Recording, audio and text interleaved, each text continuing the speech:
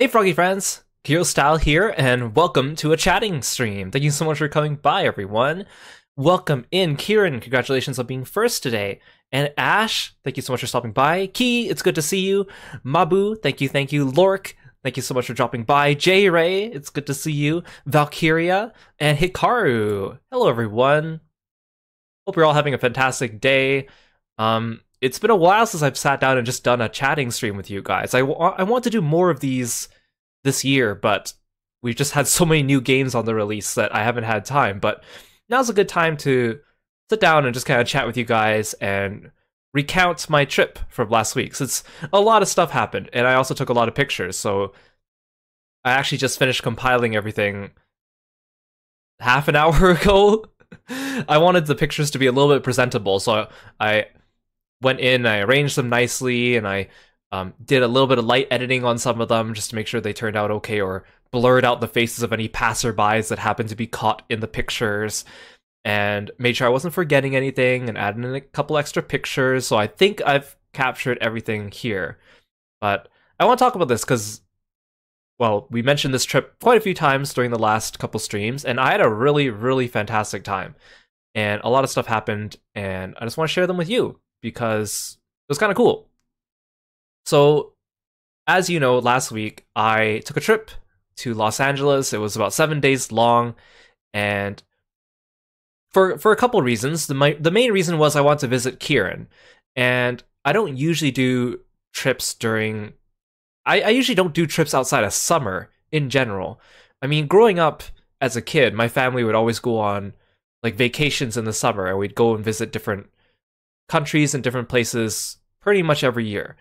And we always did during summer because obviously you don't have school, you have a long break, and it wasn't as stressful because a lot of times if you go during Christmas season, the snow and the ice here gets really bad, or if you go during spring break, it's usually a little bit too short to fit in like a nice comfortable trip and have a few days to relax when you get back.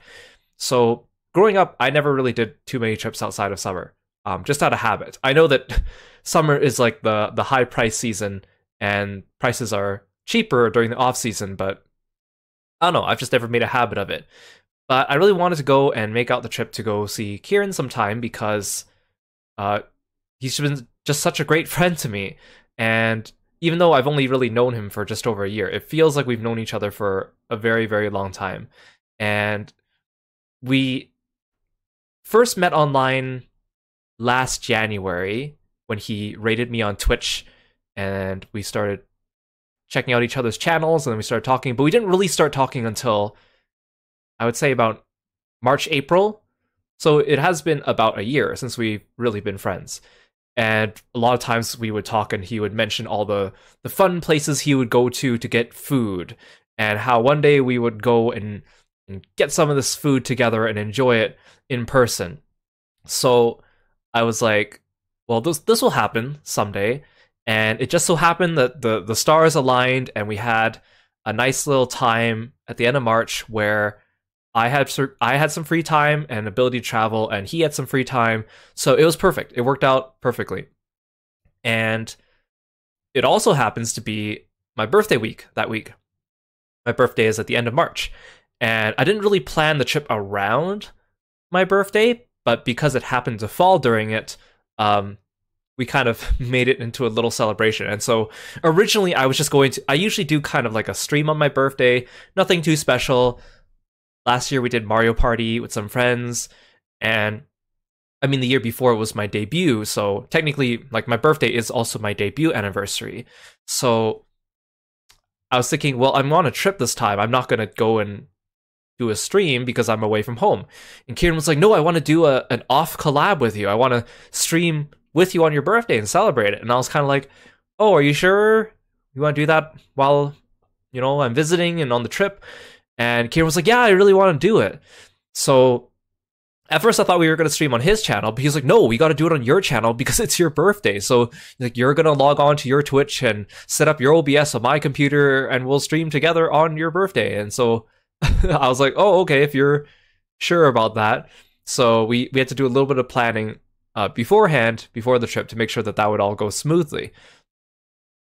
Hey, Johan, welcome to the stream. Thank you so much for coming by. And King Scorpio, welcome in. Thank you so much for joining us today. Aru, it's good to see you. So, Kieran lives in the Los Angeles area, and so we were trying to think of things to do while I was there. And he suggested going to Super Nintendo Land, or Super Nintendo World, I should say. Can you tell I slapped together the slideshow in a hurry? Super Nintendo World, which is at the Universal Studios Hollywood. And I've been to Universal Studios Hollywood, but I didn't know that they had a Super Nintendo World.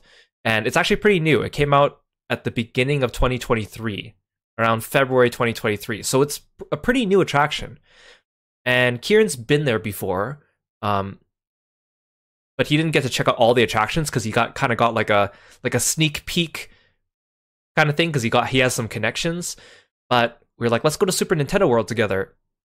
And Kieran actually has a friend who works at Universal Studios, and people that work there actually are able to get like free tickets every once in a while for friends and family. So we were very fortunate enough that Kieran's friend got us free tickets into Universal Studios for that day. So I'll talk more about that as I go through my photos. Other than that, we did a lot of other stuff. We did Little Tokyo, we went to a couple museums, we went to get a lot of food, we met up with some friends, so it was a really good trip. There's a lot of stuff to do down there. I've been to Los Angeles before, but it's different when you go down there and you meet up with someone local that's able to show you around to all the cool places.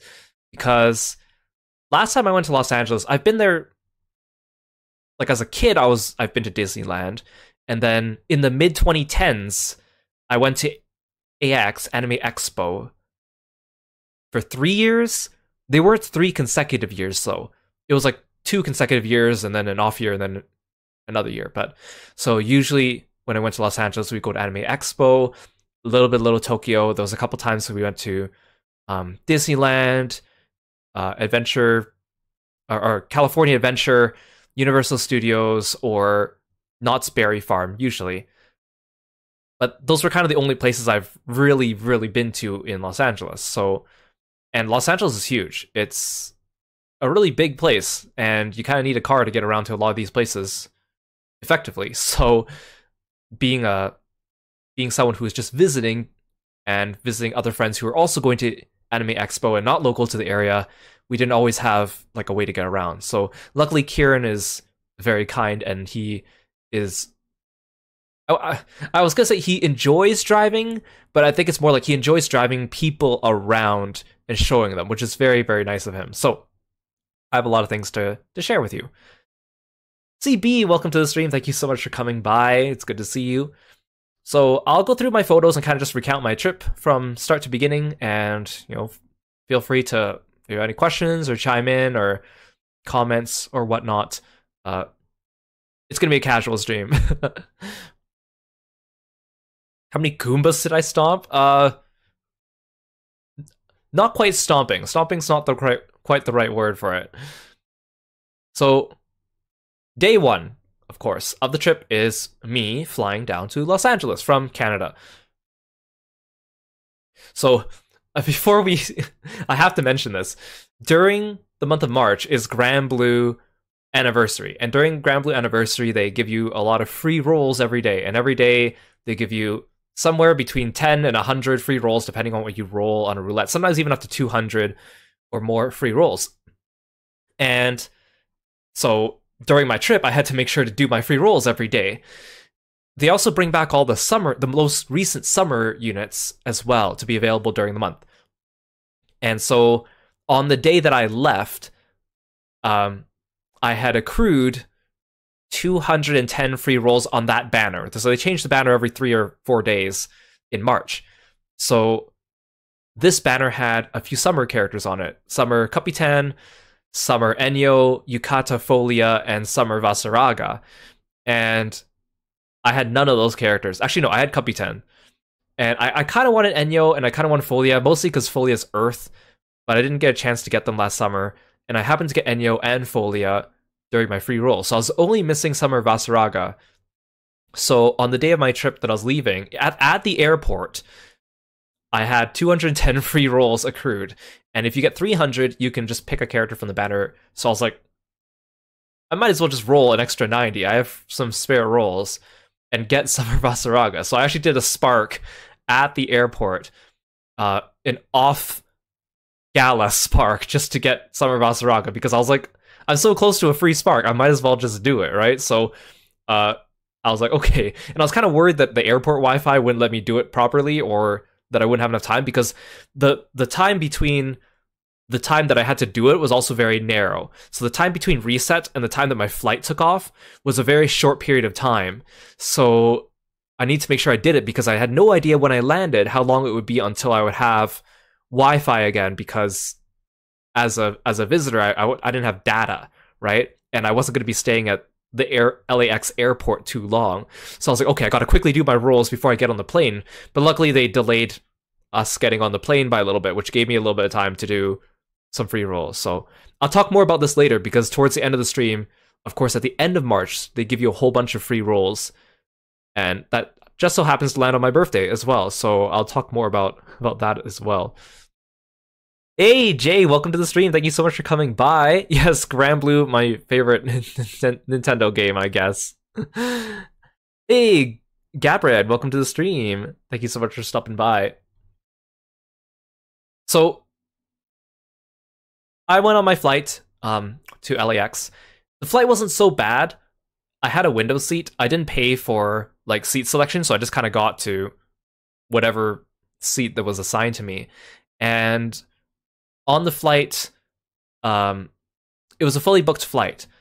And so they kept telling us like, oh, we're fully booked, so we are going to be very diligent about checking all your carry-ons to make sure they're the right size. And if it's too large, we will turn it into a checked bag free of charge. And the last few times I've been traveling, I've kind of gotten into the habit of traveling without checked bags. So I only have my personal item, which is usually like a backpack, and my carry-on, which is like a small luggage. And it's very convenient because then you don't have to wait for your suitcase to appear at the baggage claim. You just get right off the plane and just walk right off. So I've been doing that lately for all my traveling. It's very convenient. And also, you know, no matter how you check your luggage, you're always worried that you're going to lose it. And so just having it with you is like, oh yeah, that's really, really nice. So I get to the airport and it is actually pretty quiet at the airport. There's no lineup for security. I just go straight through. There's no lineup for customs. I just go straight through. The guy was very nice. Keep in mind, this is the Canadian side of the customs border, right? So I'm still in Canada. Customs officer was very nice, very quick about it.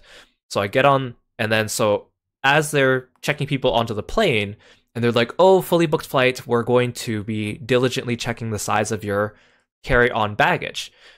And so I was a little bit worried because my baggage, it is the right size, but it like just barely fits in their little sizer thing, right?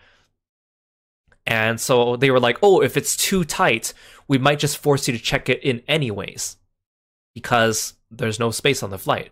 So I was like, okay, I really hope that they let me through and not have to check my baggage because that's just going to be an extra step.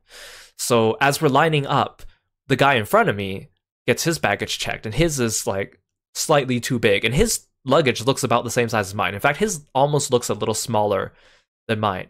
So I was like, oh no, they're checking him, and his barely fits. There's no way they're gonna not take away mine. So the lady looks at his, she takes his bag, she checks it in, and then I get to the front of the line, and then the lady just kind of looks at me. She looks at my luggage, she checks my ticket, and then just lets me on. So for whatever reason, I guess she either eyeballed my luggage and figured that it would be fine, or maybe they just no longer were needing space. But I lucked out, and I was able to take my carry-on onto the plane. So I was like, yes, okay, awesome. Because I guess I wouldn't really mind if they wanted to check it in on my return trip, but for going there, I was like, I would rather just have my luggage immediately when I get off because, you know, the stress of traveling and arriving at your destination without your luggage is kind of, you know, bad. So she somehow did not check my luggage. So I was like, sweet. So I got on the plane. Yeah, and maybe she was a fellow Grand Blue player. She could sense the Grand Blue and was like, "Oh, this guy's got the Grand Blue luck. I'll let him on." So, I get on the plane, I got my window seat. I'm also very lucky that I was able to even find space in the overhead baggage to put my luggage because they were filling up pretty fast. And I had to put it like a little bit further away from my seat, but that was fine. I was just worried I wouldn't be able to find a spot. So I sit at the window seat, and then the guy next to me, who has the middle seat, is like Mr. Elbows McGee. He's like, he puts both his hands on the armrest, and he's like reading a book. But not only does he put both hands on the shared armrest, but he like sticks his elbows out. And like he's lucky that I'm not really like a big guy, so like I was fine, but it was kind of annoying. So I gave him his elbow like a little bit of a gentle nudge, but he didn't really move. So I was like, whatever, I don't want to deal with this. I don't want to start a conversation, so I just leave it. And for the most part, it was fine. It wasn't a long flight.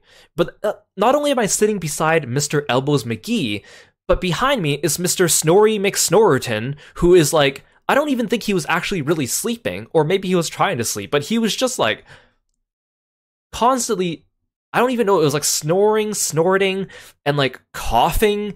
And I was like, oh gosh, like I better not catch something while I'm on this plane. And I was trying to get a little bit of a nap too, which luckily I was at the window seat, so I can kind of like lean to the side. But it was just so I couldn't really rest because the stupid guy behind me was like snoring, snorting, coughing up a storm constantly. And I was like, gosh, I'm stuck beside Elbows McGee and Snoring McSnorriton here. So the flight was fine. It went by pretty quickly, but it felt like it probably went by a little bit longer than it should have because of those people. Hey Shirokuma, welcome to the stream. Thanks for stopping by.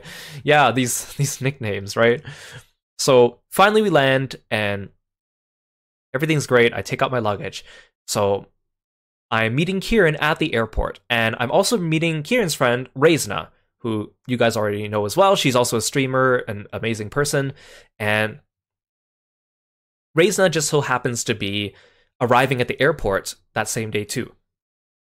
So she was actually on a trip, and then she was returning from that trip and arriving about an hour before me. So it was actually perfect timing. Kieran was going to pick both of us up. And so he already picked up Reisna, and my flight left a little bit late. So I thought that my flight would arrive a little bit late. But we end up actually getting there on time. In fact, we get there early. We get there about half an hour early. We leave about half an hour late, and we get there half an hour early. I don't know how that worked.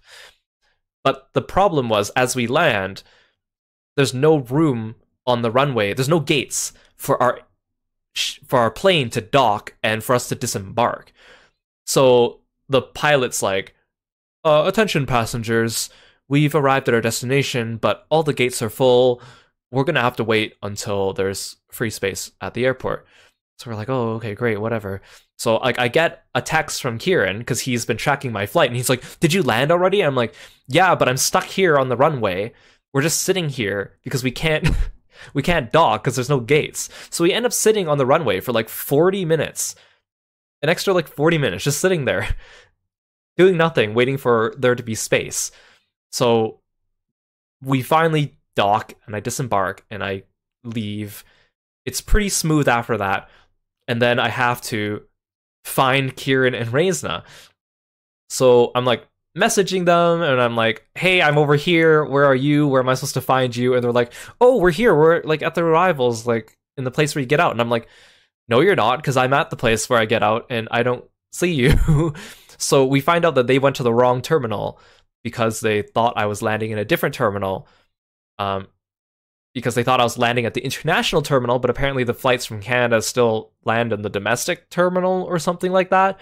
So I'm confused, they're confused, and then eventually we figure out where we need to be. So they come and meet me, and then we finally unite. So that was my LAX experience this time. Yeah.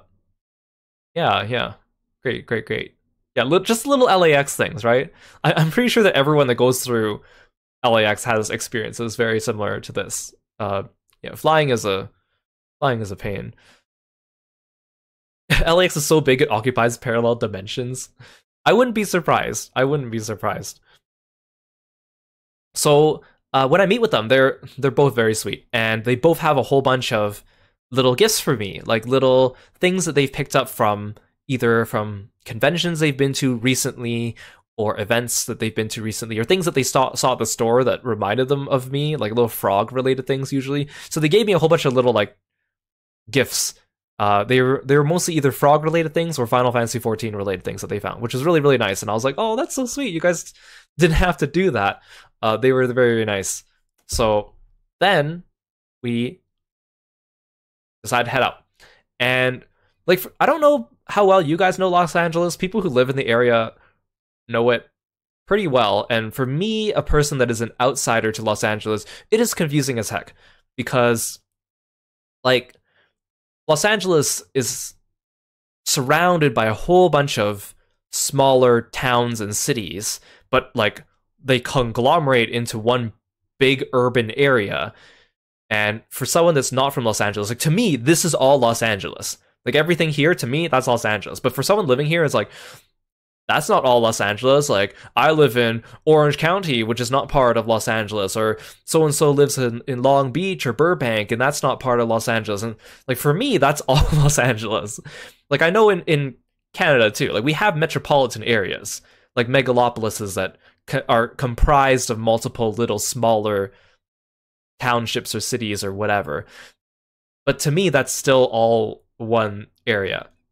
Even if we have like cities or towns that are further apart, usually there's at least a little bit of a gap between them. But here, all the little towns and cities are like they're right up against each other. Like it's really hard to tell when one ends and the other one stops.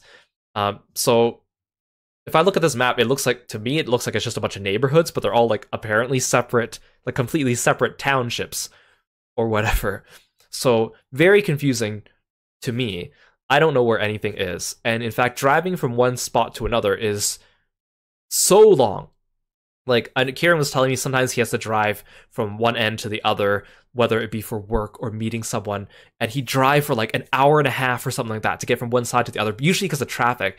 And then he'd have to do like another hour and a half back to get home. And I'm like, gosh, that's so long. Like if I drove for an hour and a half, I would be like halfway across my province or something like that, because there's just long stretches of, highway with nothing in Canada. Because in Canada, our populations are usually pretty spread out as well. Our towns and cities are usually pretty spread out. So to me, that's just like, gosh, like I wouldn't be able to do that. Driving like 3 hours a day just to get to like a job at the other end of town or meeting someone, like that is so far. And, I thought he was kind of exaggerating, but being here and seeing him and actually driving around from place to place, I was like, gosh, wow, that is so far. And also, driving down there is terrifying. People down there, they change lanes so quickly without any like warning.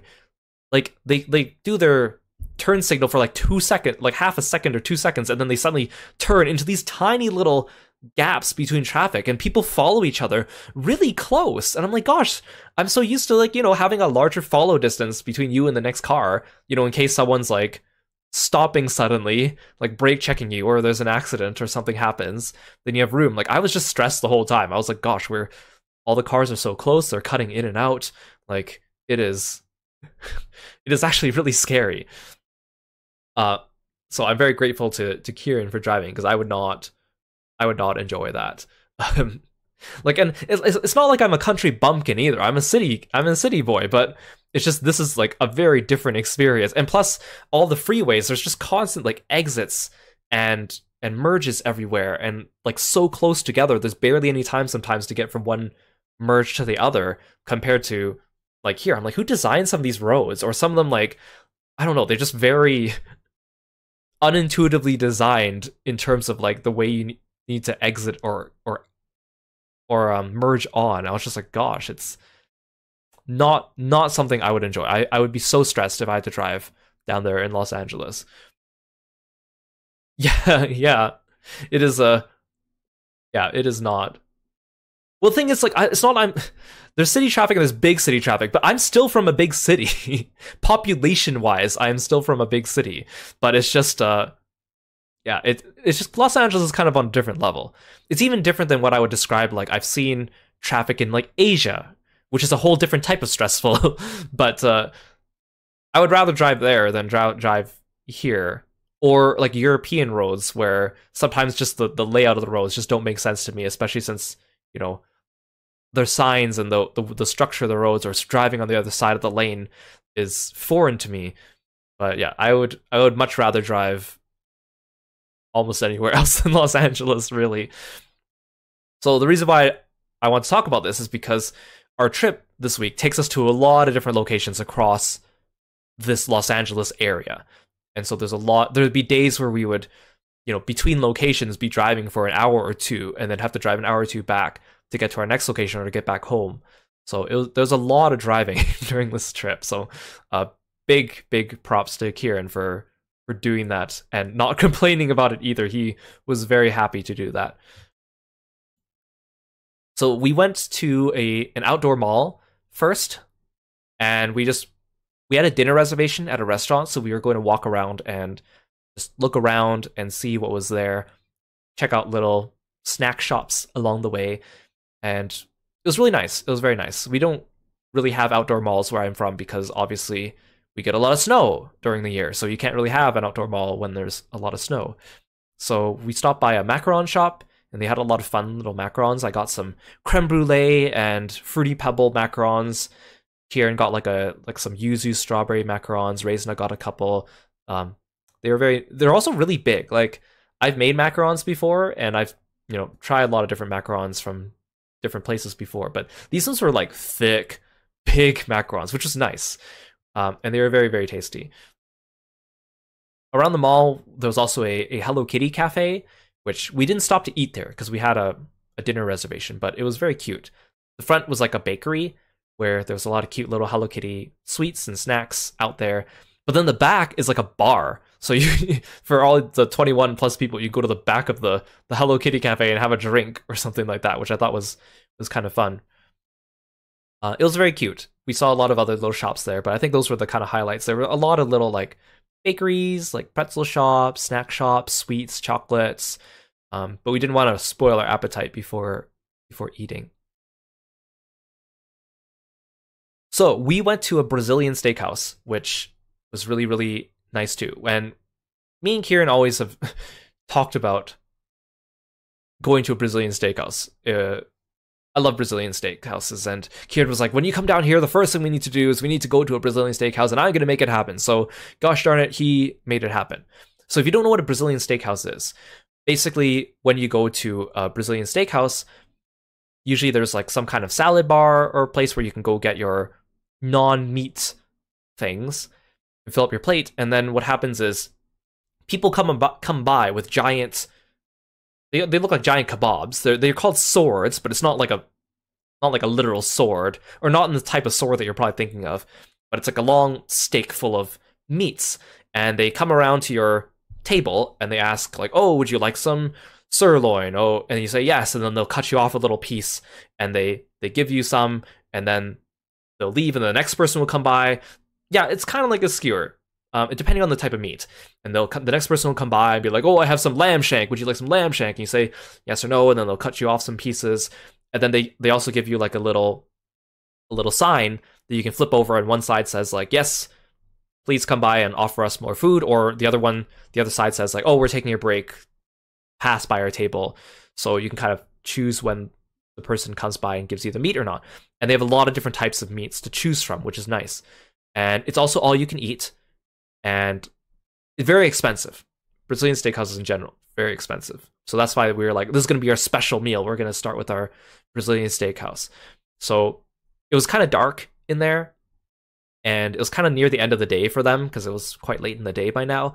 So there were less servers going around, but they were very nice to us. And Kieran insisted on taking what he calls the annoying VTuber photo, where we take out our phones and he snaps a picture of our models. So we did that. So you can see it's kind of dark here. Our plates are kind of messy because we just stacked up on random things from the salad bar, and then came back and they started giving us meat already right off the bat. And it was very tasty. That meat was so delicious. Hey Forensi, welcome to the stream. Thanks for stopping by. You're getting a little hungry? Well, I'm sorry. Most of the stream is going to be talking about food. Actually, I wouldn't say most of it, but like a good chunk of it is like 40% food. So, the Brazilian steakhouse was great.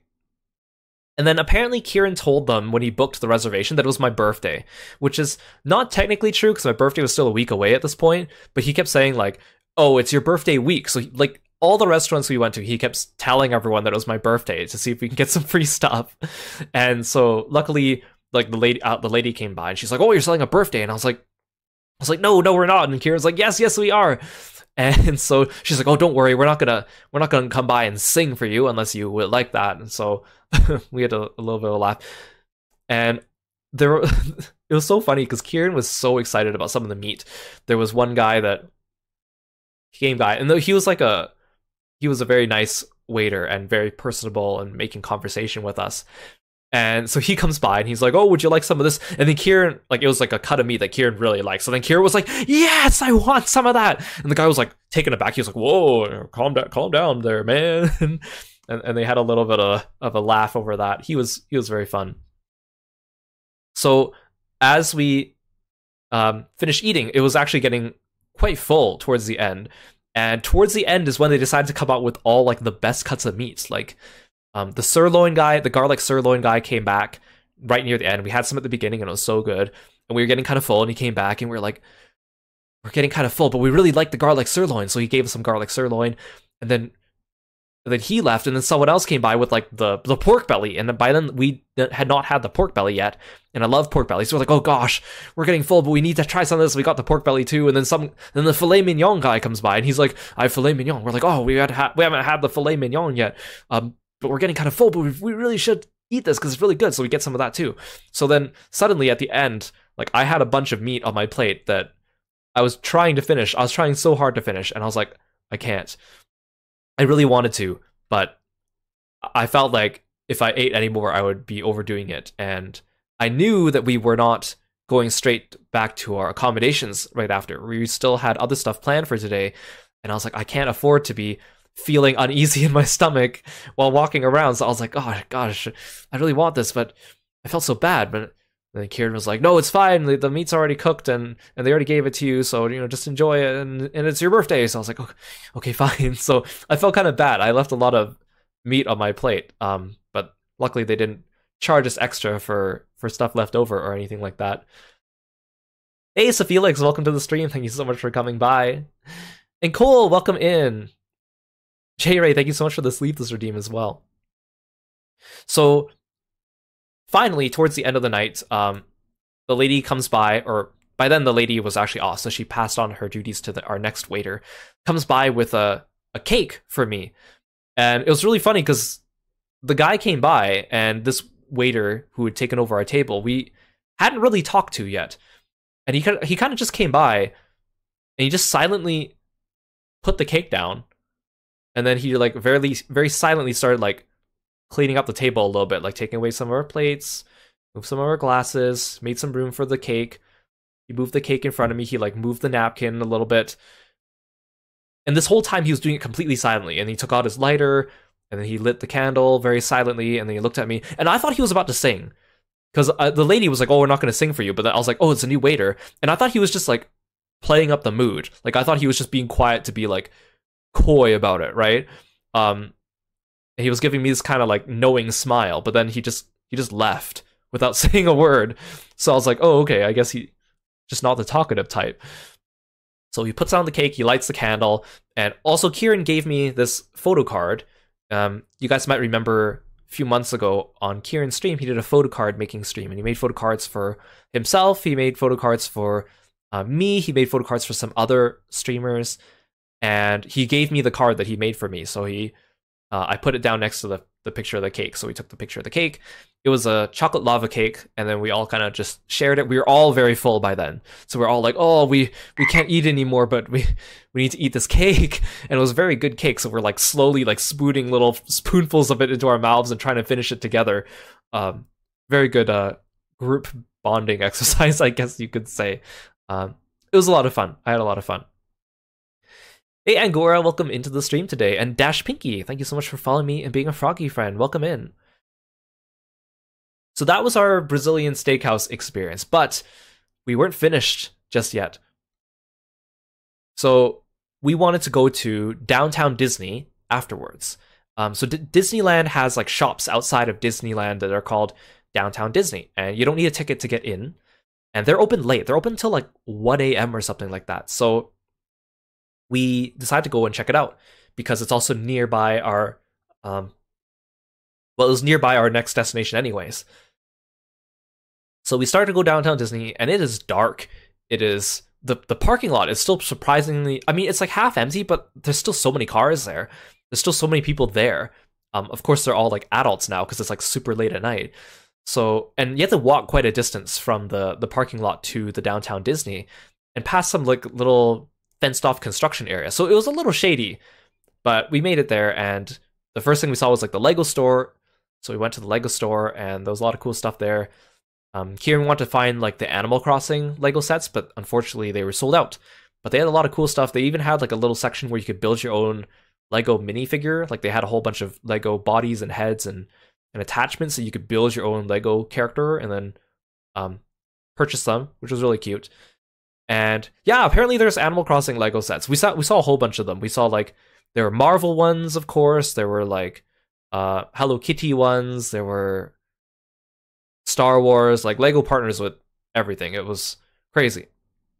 So Lego store, pretty cool. There was also a lot of other shops with like cool sweets. This one had a whole bunch of like candy apples. You can see like the Baby Yoda ones. They looked really tasty, but we were just so full that we couldn't have them. And I love candy apples. I like the taste of candy apples, but they're just kind of unwieldy to eat. They're kind of hard to eat without making a mess, especially if you're standing. So yeah, we passed on the candy apples. I think Raisin might have bought some sweets, but for the most part, we were just looking and taking pictures of them. And then we got some ice cream as our little final dessert of the day. We stopped by this place that had some interesting flavors, and so I got 2 scoops because I wanted to try 2 of the flavors. So one of them was the cornflake cookies with Marionberry jam, which was actually really, really good. The Marionberry jam was like just the right level of sweetness and tartness put together. And then I also got the zombie flavor, which was like coconut and pandan, and that was also really, really good. And I can't remember which one. I think Kieran also got the Marionberry jam one, and he also got something else. They were really good, but we were also still very full by then, so we didn't. I think I finished my ice cream, but Kieran and Reza, I can't remember if they finished theirs. So we just sat outside and finished our ice cream. It was very dark. It was like close to midnight by now, and we ate our ice cream, and we were very full and also very cold from the ice cream. And then it was time to finally head out. Kieran and Reza kept teasing me too, because it was about 15 degrees Celsius, which is whatever Fahrenheit, and for them that was very cold, so they were like bundled up with their jackets, and I was just wearing like a t-shirt, because for me that was like really nice weather. Coming from when I left my airport, it was snowing, so to be in California where it was only 15 degrees Celsius was like, this is warm, so I didn't need a jacket. And they're like, Hero, you're crazy, that Canadian blood in you. Lightos, welcome to the stream. Thank you so much for coming by. Welcome in, everyone. It's good to see you. Hey, Arlen, welcome in. Lightos, it's good to see you. At Neutral Trauma, hello, hello. Nerds, welcome to the stream. Hope you guys are all doing well today. Did you have a good time with Lightos? Please go check out Lightos when you get a chance. He's a really cool streamer, very handsome model. He plays a lot of different games, including a lot of Nintendo games. I think he's been playing some Legend of Zelda lately. I could be wrong. He also likes Pikmin as well, and Splatoon and other Nintendo properties. He's a great adventurer, so you should go check him out. He's a really great streamer. Did you guys have a good time? What were you doing today? Welcome in. I'm Kiro. I'm the frog-themed martial artist. I am doing a chatting stream today, and I'm going over my trip to Los Angeles that I did last week, where I checked out a bunch of places, and he showed me around town, and it was really fun. And I'm just nearing the end of day 1 of the trip, and it's a lot of food. It's a lot of food pictures, and also Super Nintendo World, which is also super cool. So thanks for coming by. Oh, today was Dragon's Dogma 2. That game sounds like it's been a lot of fun. A lot of people have been enjoying it. I think I saw you post a picture of your character, or maybe I'm mistaken, or maybe I saw it on stream. Very cool, very cool. hope you had a good time. Feel free to sit back and relax or go take care of yourself after your stream. I really appreciate you being here and sharing your audience. And Arlen, welcome in. Thank you so much for following me and being a froggy friend. And Jasper, welcome. Welcome to the stream. Yeah, the nighttime in LA is like 2 times the temperature of daytime in Canada. That's so true. Yeah, so they were teasing me because I was like, I don't need a jacket. It's nice and warm. I didn't even pack a jacket except for like a light rain jacket because I was like, I'm not gonna need a jacket in California. Not if it's only gonna be like no lower than 10 degrees Celsius. That's nice weather for me. So they kept like teasing me about that, which was kind of funny. My Canadian blood. Dragon's Dogma 2 is one of those games you spend hours and hours upon. That makes sense. It sounds like there's a lot to do in that game, and it sounds like a lot of people have really been enjoying it. That's good. I'm glad you're enjoying it too, Lytos. So we dropped off Reisna back at her place, and then it was time for us to head to our Airbnb. So basically the way we planned this trip out was that we rent out an Airbnb, and the Airbnb would be, because where Kieran lives is kind of far away from some of our destinations. So I was going to need a place to stay, so we decided to rent out an Airbnb kind of close-ish to some of the principal locations that we're staying at. And Kieran was going to stay at the Airbnb with me just because it'd be easier that way. Then he doesn't have to drive home every day and then come back and pick me up. It'll save us time. And we have found a really cheap one. Like I think it was about $30 a night for each of us. So about $60 a night for both of us. Very good deal. And it was very nice. But we had not checked into the Airbnb yet because I had just landed that day, and then we went and got the food and went to downtown Disney and then dropped off Rain. So by the time we got to the Airbnb, it was about 1 a.m. So it was very late. And so we are following Kieran's GPS, and it is so dark, and we can't read the house numbers on the houses. So we're like squinting at the houses. We're like, where is this address? Is it over here? Is it over here? So we kind of like park on the street near where we think the address is. And we're like, okay, we got to find out where this place is. So we start like looking at all the houses. And, house numbers are not always consistently in the same place. So we were like squinting at the houses. We're like, what number is this one? What number is this one? And then we finally find what we think is the house. But it's completely dark. And we're like, okay, this is kind of like sketchy. So we're like, okay, well, we just need to figure out how to get in. So from our understanding, it was like a side entrance. We were supposed to have our own side entrance, private entrance, so that we wouldn't be, having to go through someone else's house, for example, right? Like some Airbnbs, you might rent out someone's, like a room in someone's house, so you still have to go through their house to get there. But this one, we were specifically looking for a place with a private entrance. So we get to this place and we're like, okay, how do we get in? Hey, Action Production, welcome to the stream. Thanks for stopping by. So, like, a lot of times with Airbnbs, I've used a few of them in the past, and it kind of depends on the owner how they decide to let you in.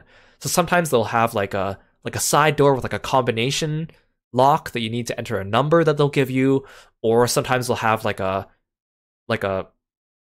thing hanging from the doorknob that has like a combination lock. You input the combination lock, and then it unlocks and then gives you a key that you use to then open the door. Some of them you need to like get buzzed in or something like that.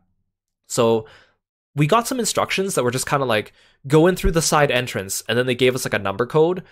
So we're like, okay, we think this is the house number matches, but how do we get in? So we start walking towards the front door. And so here I kind of like made a picture of the Airbnb to kind of help you visualize this adventure that we were going on. So we start going to the front entrance of the Airbnb. So that's the yellow door here. And we're like squinting at the house number, figuring out it's the right one. And then suddenly the light turns on. So this blue dot here is a light. So the light turns on because it's motion censored, right? And they have some cameras set up. So we're like, oh gosh, like we hope we're not waking anyone up because it's 1 o'clock at night. And it would really suck if we ended up having to go into the house from the main entrance and wake someone up. Or if we had trouble getting in and we had to phone someone, we're like, it would suck. We don't want to inconvenience someone at 1 a.m. in the morning. So we're like, oh, the light went on. And so we're standing there. We're like, well, how do we get in? We're like, we're pretty sure we don't go through the main entrance. There's no number pad or anything on the door. So we start going over to the side of the house where this this red block here is another car that's already parked there. So I assume that this house, the right side of the house, was originally supposed to be a garage, but they kind of redid the garage to be more of the building so that they could have more rooms, right? Not something that's not uncommon. So we're like standing by their car, and we're just like, how do we get in? And then another light comes on. So there's another light by the garage area, and we're like, oh gosh, like all the lights are turning on around this house. It looks like we're trying to break in.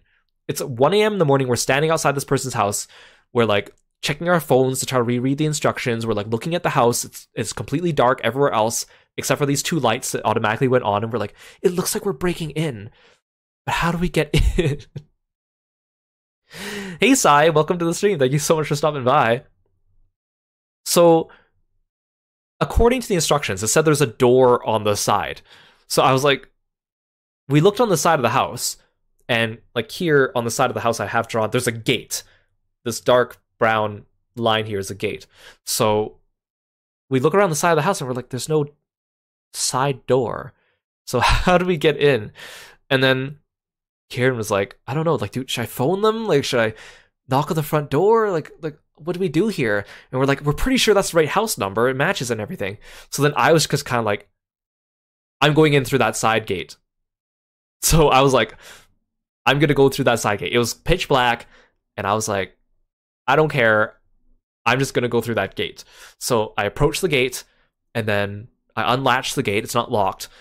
Another light turns on, so we're like, okay, this looks really sketchy. We're coming in through the side of the house. There's no lights except for these automatic lights turning on. Again, it looks like we're trying to break into the house. I get in through the back gate, and I look along the side of the house, and there's still no door. There's absolutely no door on that side of the house. And I'm like, there's no door on the side of the house. It says there's a door on the side of the house. So then I'm like, I'm going to keep looking. So then I start curving around to the backyard. Again, very sketchy. If any neighbor looked out into their window and saw me creeping around the backyard, they would probably think I was breaking in. And then we go all the way around the back, and then we finally find a door. It is, again, it's pitch black, so I can't see the door. So we take out our phones and we shine them on the door, and there's a number pad on the knob. And the door is labeled with like room A on the top. And we're like, this is it! This is room A! We're the ones who have room A. So we're like trying to figure out what the combination number is. They send us a message, so we have to go find it. We open it up. Lo and behold, the lock clicks. It starts off making a little bit of a buzzing sound. Like it opens and it goes like, and we're like, uh-oh. But it opens, and we go inside. Lo and behold, everything's there. Yeah, the black bar here on the picture is the door we had to go in through. So we went in through the gate on the right side, and then we had to circle around the backyard, and then we went in through this door, which was, according to the message, go in through the side door, which, I don't know about you, that doesn't quite... I think they should have included some kind of instruction that said, like, you need to go around the back. But we made it.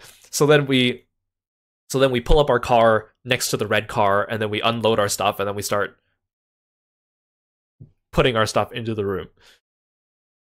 Yeah, we should send this map to the owner. Would probably be kind of useful. In the morning, Kieran gets a message from them, just kind of asking like, "Oh, did you guys make it? Are you okay? Like, how are you finding the accommodations?" And then it turns out that in their message, their previous message, there was actually an image.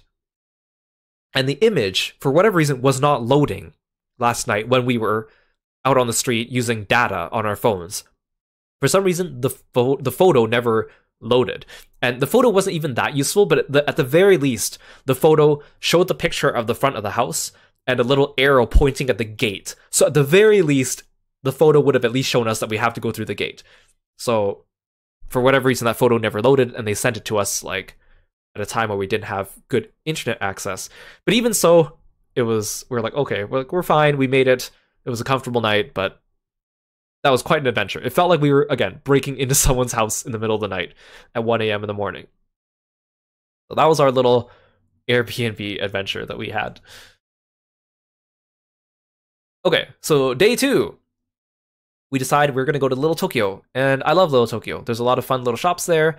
There's a Kinokuniya, which I really like, and good food. And I've been to Little Tokyo before, but it's a little different going when we're not stressed for time. Because before I would go, it'd be like after we went to Anime Expo, and it'd be late in the day, and we just go there for food and then leave. So it was nice to be able to actually walk around and see what was up. So we woke up late because we slept in because we arrived at our Airbnb quite late at night. So we went out for brunch. We found a little random place on Yelp that had some pretty good reviews. It was pretty good. I had some French toast. Kieran had some like bacon wrapped poached eggs, which was kind of nice. We had some smoothies. I had like a banana pineapple coconut smoothie or something like that, and it was nice. It wasn't. We thought it'd be like a fancier place, but the place was fine. It was just kind of a normal little like family owned kind of restaurant type of feel.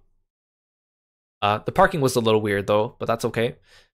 And we had our brunch, and then we were ready to go.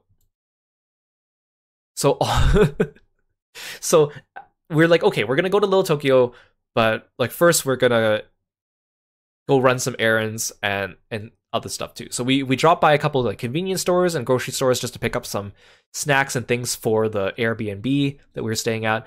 And then Kieran gets a message that something has arrived at his mailbox. And he's like, "Oh, I got you a present and I ordered it in the mail and it just arrived. So let's go pick it up." And I was like, "Oh, okay, yeah, sure. We have time." So we go to the post office, and Kieran gets this gigantic tube, this long tube, and he's like, "Oh, that's surprising. I wasn't expecting it to be in such a long tube."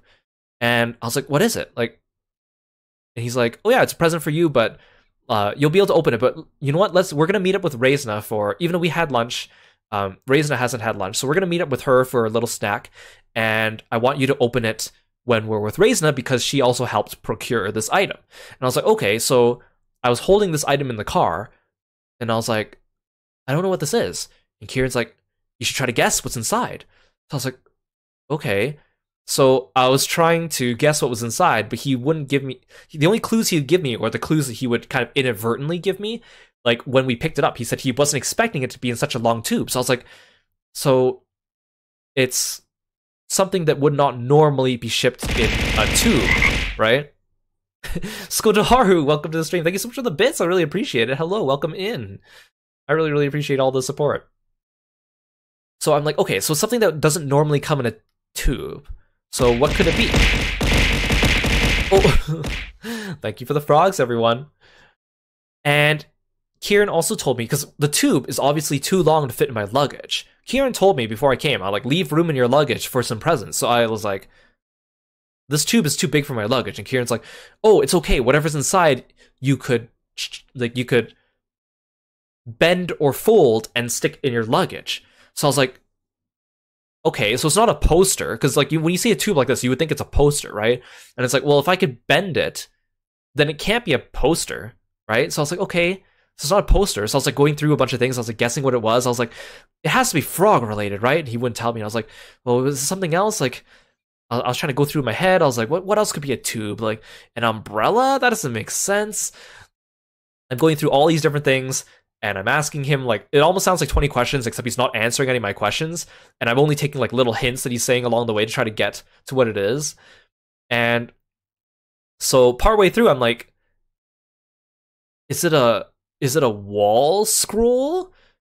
And then Kieran was like, "Yes, it's a wall scroll." So I was like, okay, so what could it be a wall scroll of? Is it like a frog? But why would you get me a frog wall scroll? That doesn't make sense. Why was it so urgent that you need to get it to me? And the other clue that I inadvertently got from him was that it was if he were to ship this thing to me in Canada, it would be too expensive, which is why he shipped it to himself to give to me to take back. So I was like, okay, so it's gonna be something that's probably gonna be like heavy, or something that wouldn't be able to be shipped to Canada easily. Or I was like shaking it and it wasn't making any sound. And I couldn't figure out what it was, so I was like, so it's a wall scroll? But what would it be a wall scroll of? Like, there's not many characters I would see myself getting a wall scroll of, and knowing him, he knows me pretty well, so I was like, is it a Grand Blue wall scroll? But then it'd have to be Ire, and I doubt that exists, because Ire doesn't get any merch at all. So I was like, okay, well, it's not that. Like, what could it be? So I was like guessing all these different characters, and he was like very tight-lipped about it. So finally we arrive at the place we're meeting Reisna for lunch, and I take the tube with me, and I'm still trying to guess what it is. Yeah, the suspense, right? Me too, the whole time. And Kieran was getting very entertained by watching me try to figure out what was in this tube and shaking it and looking around. So we meet up with Reisna, and she has her lunch because she hasn't had lunch yet. We've already had lunch, so we just go get some snacks. So I get these like creme brulee donuts that I found, which are really good. I love creme brulee flavor things. There are also these like fun little donuts that we saw, the little like the mochi nuts. Yeah, the little like the ones made of little like circles, which are very cute. So we sat down and we had snack lunch with Reisna, and I was still trying to guess what was in the tube until she arrived.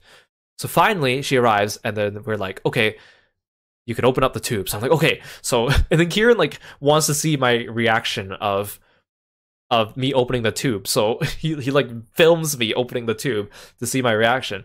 And inside is a froggy desk mat. Not only is it a frog desk mat, it's an astronaut frog. So it's a star frog. It's so cute. So apparently one of Kieran's friends, their usernames here, OMG Hiji, has been selling these at cons.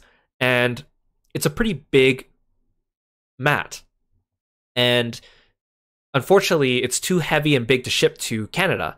So Kieran ordered one of them to his house, which was much more reasonably priced for me to take back. And it was so cute. Yeah, it's frog constellations. It was so cute. And it's such a nice quality desk mat too. It's big, but it can be rolled up and bent, which is kind of nice. So if you want to check out this person's Twitter, OMG Hiji, I don't think they're selling this frog on their online shop now, but they do have pictures of it that they're selling at cons, and they're also selling some other things on their online shop. It's very nice. So I was very grateful. I figured it had to be something frog related. I just couldn't figure out what it was. And then he threw me off by telling me it was a freaking wall scroll. Ranger, welcome to the stream. Thank you so much for coming by. I really appreciate it. So yeah, like the idea was like this would be a gift to kind of like commemorate, you know, us meeting for the first time, because it's stars and it's frogs, which is, you know, Kieran's a magical boy star idol VTuber, so it was perfect. It was so cute. For some reason, astronaut frogs are actually not that uncommon of a thing. Like, a lot of times, because I follow a lot of frog artists on Twitter, and I like seeing the frog merch that they've posted, and at least like on 4 or 5 occasions, I've seen astronaut frog related things and sent them to Kieran and been like, look, star frogs. So I don't know why, but apparently this is more common than you would think. Yeah, it was a great gift. I was very pleased and happy about that. And also, I was like, you kept me guessing this whole time for like the last hour sitting in the car trying to guess what this thing was, and you misled me. It was fun. We also went to, in the little food court area where we went to eat, there was a couple like anime stores, so we stopped by some of those. And now we actually go to a lot of anime stores over the course of this week, and pretty much any store we go to like doesn't have merch that I'm interested in. It's like usually like 30% of the store is like Genshin Impact, 30% of the store is Honkai Star Rail, and then the rest is like mainstream anime, like One Piece, Demon Slayer, Jujutsu Kaisen, that kind of stuff or Dragon Ball. Like those are the main ones that we saw a lot of merch for, none of which really interest me. So, you know, I was going to these stores and I recognized a lot of these things. Like I recognize the Genshin characters and the Honkai characters, but I don't play those games and I have no interest in playing those games.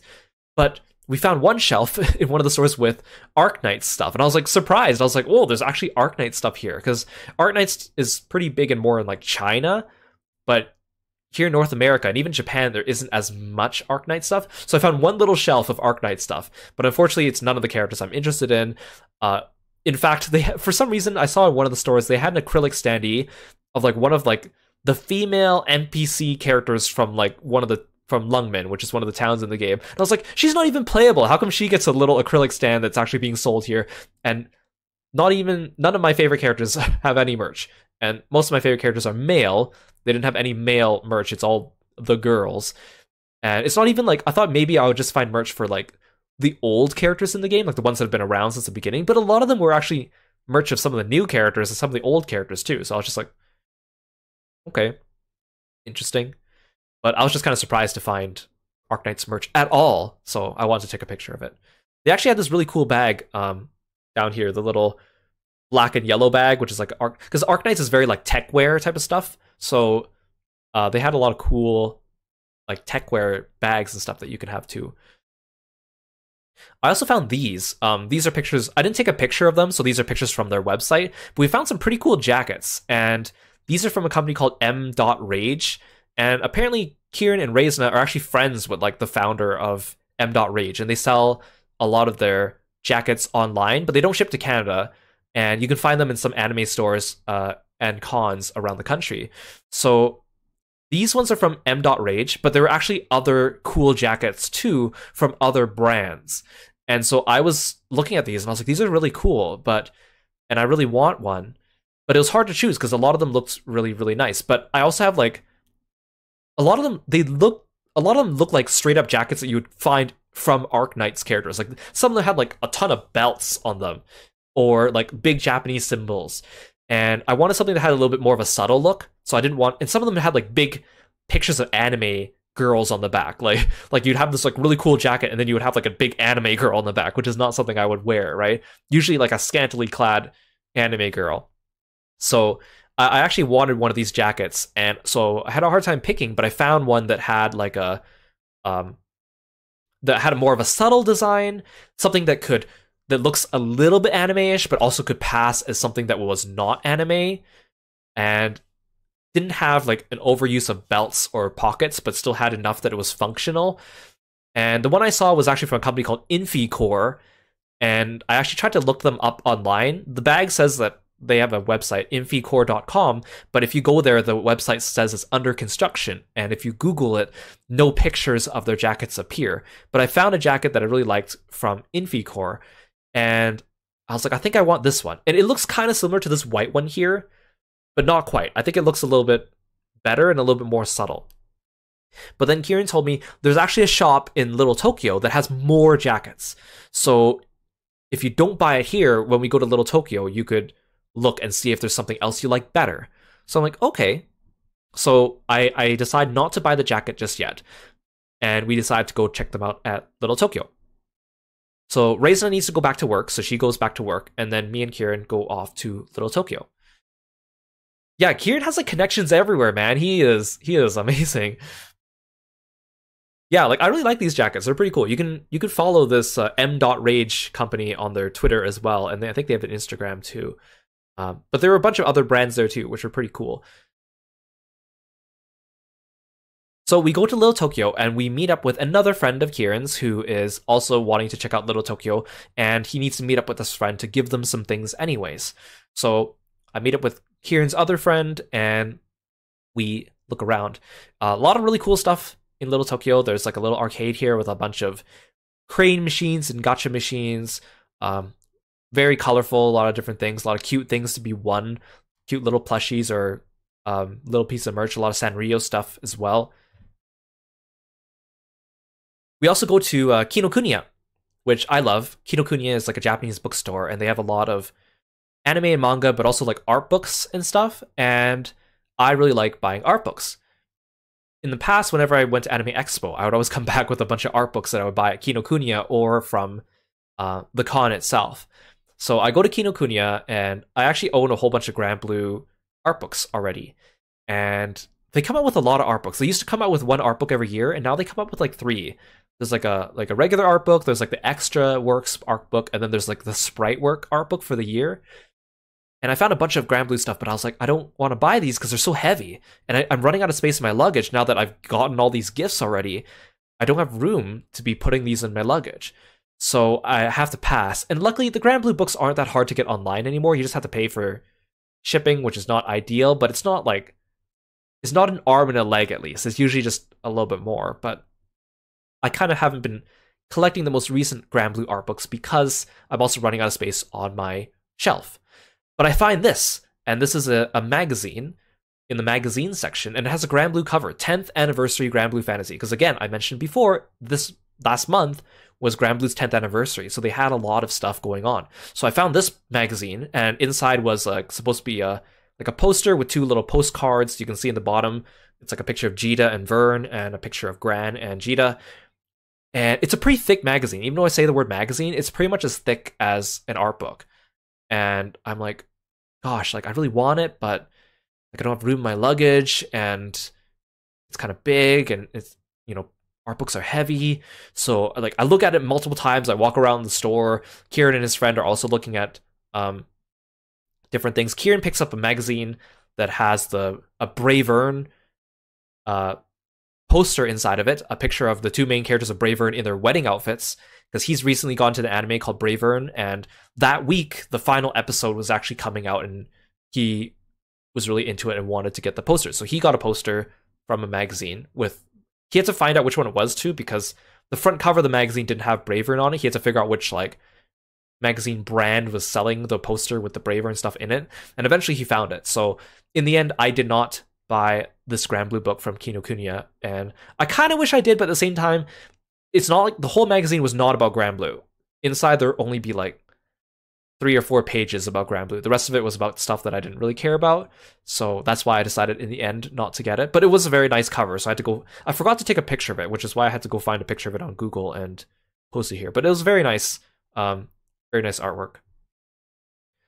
So we kept looking around Little Tokyo. There was, in one of the arcades, there was like a giant crane machine game, and it had this giant frog inside of it, and he's like hanging by a rope, and you need to like, I can't remember if you need to like cut the rope or pull the rope or something like that to get him. We didn't do it, but I took a picture of it. He was very cute. He looks very comfortable here.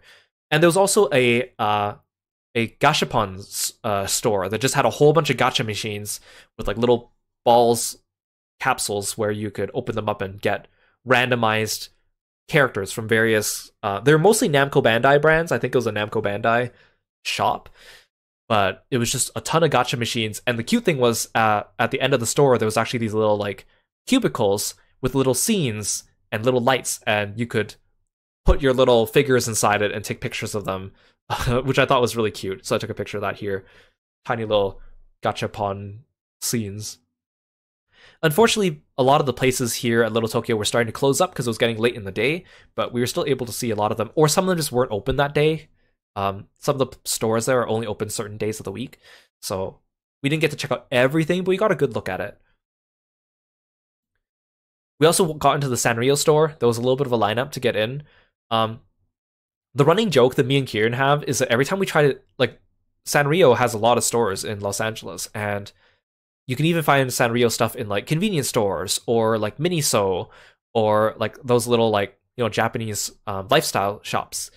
And our running joke is every time we go to see a Sanrio stuff, there's like never any Keroppi stuff. For some reason, it's almost like they've forgotten Keroppi, or they refuse to produce more Keroppi merchandise. And in fact, a lot of times for the green merchandise, they've been using Pochako instead, which is weird to me because Pochako has always had a blue shirt when I was growing up, and like recently he's been wearing more like a red shirt. So I've never associated him with green. So it's like all the Pochako is like usurping Keroppi's place as the green representative of Sanrio. So every time we went into any type of store, I would always try to take pictures of anything I saw with Keroppi inside, because there would not be very much Keroppi stuff. So we go to the Sanrio Little Tokyo shop, and lo and behold, I actually find a few Keroppi things. There was actually a Polaroid camera that was decorated like Keroppi, which was so cute, so I had to take a picture of it. Would have been cool to have, but I don't really have a use for a Polaroid camera, nor did I have room in my luggage for it, but it was very cute. We also found these like Keroppis dressed up as ninjas, which I thought was cute. And then we also found this like, if on the picture on the right here at the bottom, you see this little like potato looking Keroppi, and he has like these tiny little like spindly string limbs hanging off him with like tiny little flipper feet and arms. They were really cute. So I had to take a picture of it. But I think that was the only Keroppi stuff I saw inside the Sanrio store. But at least we found stuff for him. Justice for Keroppi, right? It was very cute. For dinner, we went to a revolving sushi bar that is pretty well known in Little Tokyo called Kirostyle. And I've been to revolving sushi bars before, both in North America and Asia, but this one was like a cut above the rest. It was a little bit fancy. So the plates rotate around and they have little lids, and you just tug on the plate and then the lid opens up so you can pull it out, which is kind of nice. A lot of the sushi bars I've been to before, sometimes you have to take the lid with you and then you end up having to accrue the lids and they just kind of get in the way. So it's kind of nice that they are there. And I remember even like pre-COVID, there would be sushi bars that just don't have lids on things at all. But obviously the lids are more sanitary. So that was kind of cool. On top of the sushi bar, there's also an iPad where you can order stuff if you want something specific or if you don't see it on the conveyor belts. And what the cool thing is was when you order it, there's actually a second conveyor belt above the sushi bar that actually goes directly to the kitchen.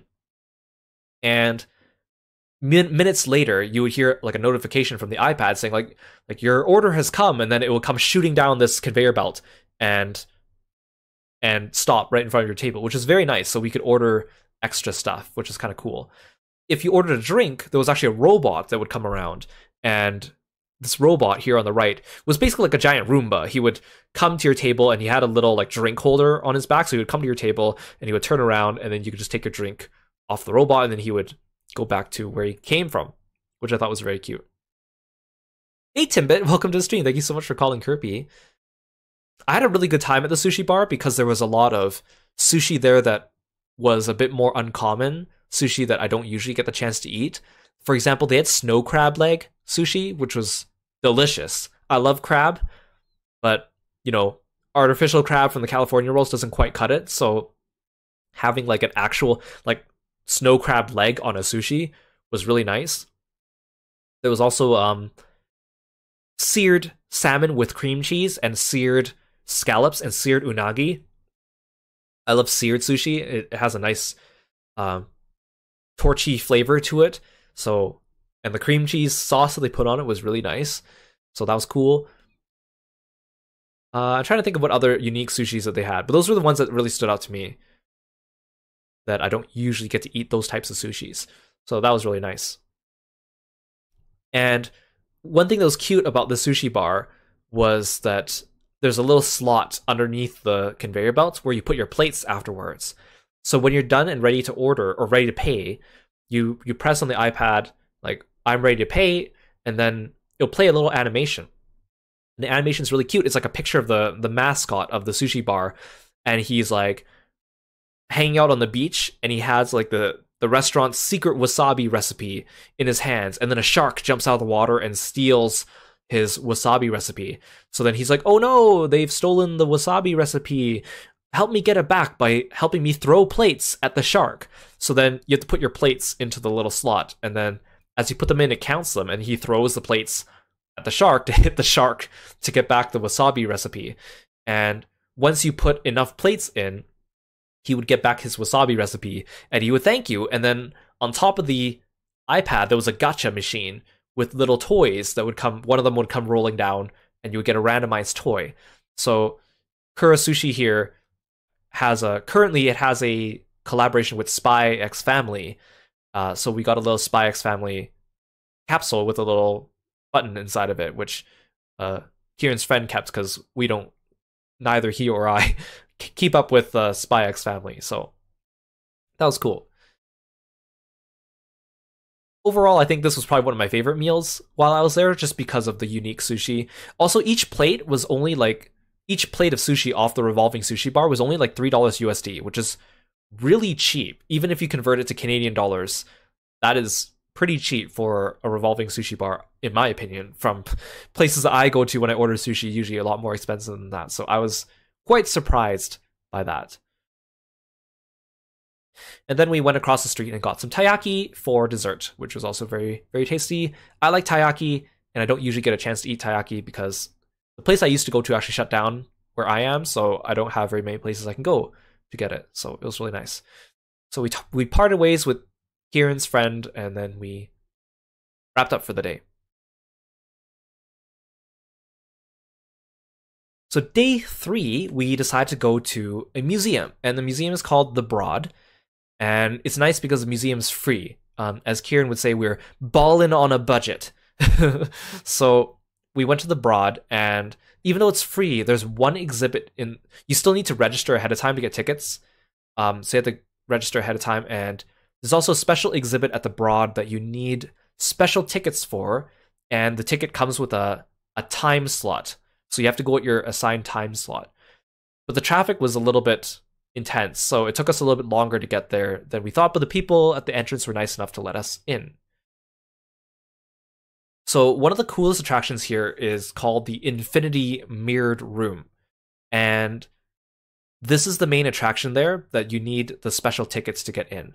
And the reason why is because this is basically just a room full of mirrors and a bunch of lights, and it looks kind of cool. So when you go inside, it looks like you're standing in space, but it's a very small space, even though it looks big because of all the mirrors. So you can only have like one group in at a time, and each group only gets 1 minute inside the mirror room, which is why you need to get tickets ahead of time and book your time slot. So we went immediately to the mirror room, and luckily the line wasn't that long, and we went in for our time slot, and we took some pictures. These are pictures actually from their website, because it was hard for me. When we took pictures, obviously, we were in them, so I just went to their website and pulled off these pictures. But it was really cool. And literally just a bunch of mirrors and some lights hanging in the sky, or hanging in the room, but it was cool. After we went to the mirror room, we went around to the rest of the museum and just looked around. Kieran describes this museum as being very Instagrammable, and there's a lot of like different types of modern art. Like there was the one here in the bottom center was like a bunch of monitors playing scenes from famous chess matches being recreated with like music or something like that. It was kind of interesting. Beyond like, and the one in the top right here was actually like a bunch of pictures that someone took, and like they blurred certain parts of the picture because it made it artsy or whatever. So the blurriness in that picture is actually from the picture. It's not from my photo. Yeah, very modern art. There was also some like pop art. So like some things that they look like they're straight from a comic book, and they look like 2-dimensional. And then if you line them up with pictures on the wall, they make little scenes, which is kind of cool. There was also this giant sunglasses lens. Like this thing was like the size of like my torso, and it was just a giant sunglass lens. And that's all it was. So I was like, oh, okay, interesting. Very contemporary, I guess. There was also a giant table and chairs, which were, you could see the people in the background. Your head basically goes up to one of the chair seats. You weren't really supposed to touch them, but you could walk under them and take pictures. There were a lot of people taking pictures there. There was also a giant balloon dog made out of metal. Kind of interesting, kind of interesting. You could see the roof of this building was kind of interesting too. It was like curved with a bunch of holes and angles and stuff like that too. Let in some light.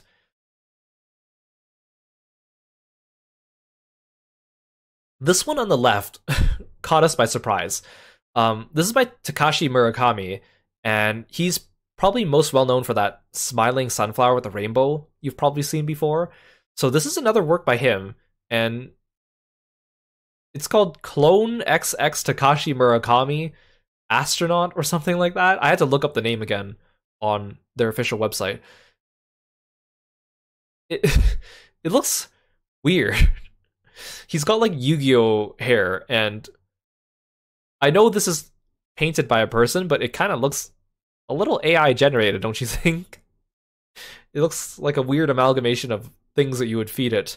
I just had to take a picture of that one because it was very, very strange indeed.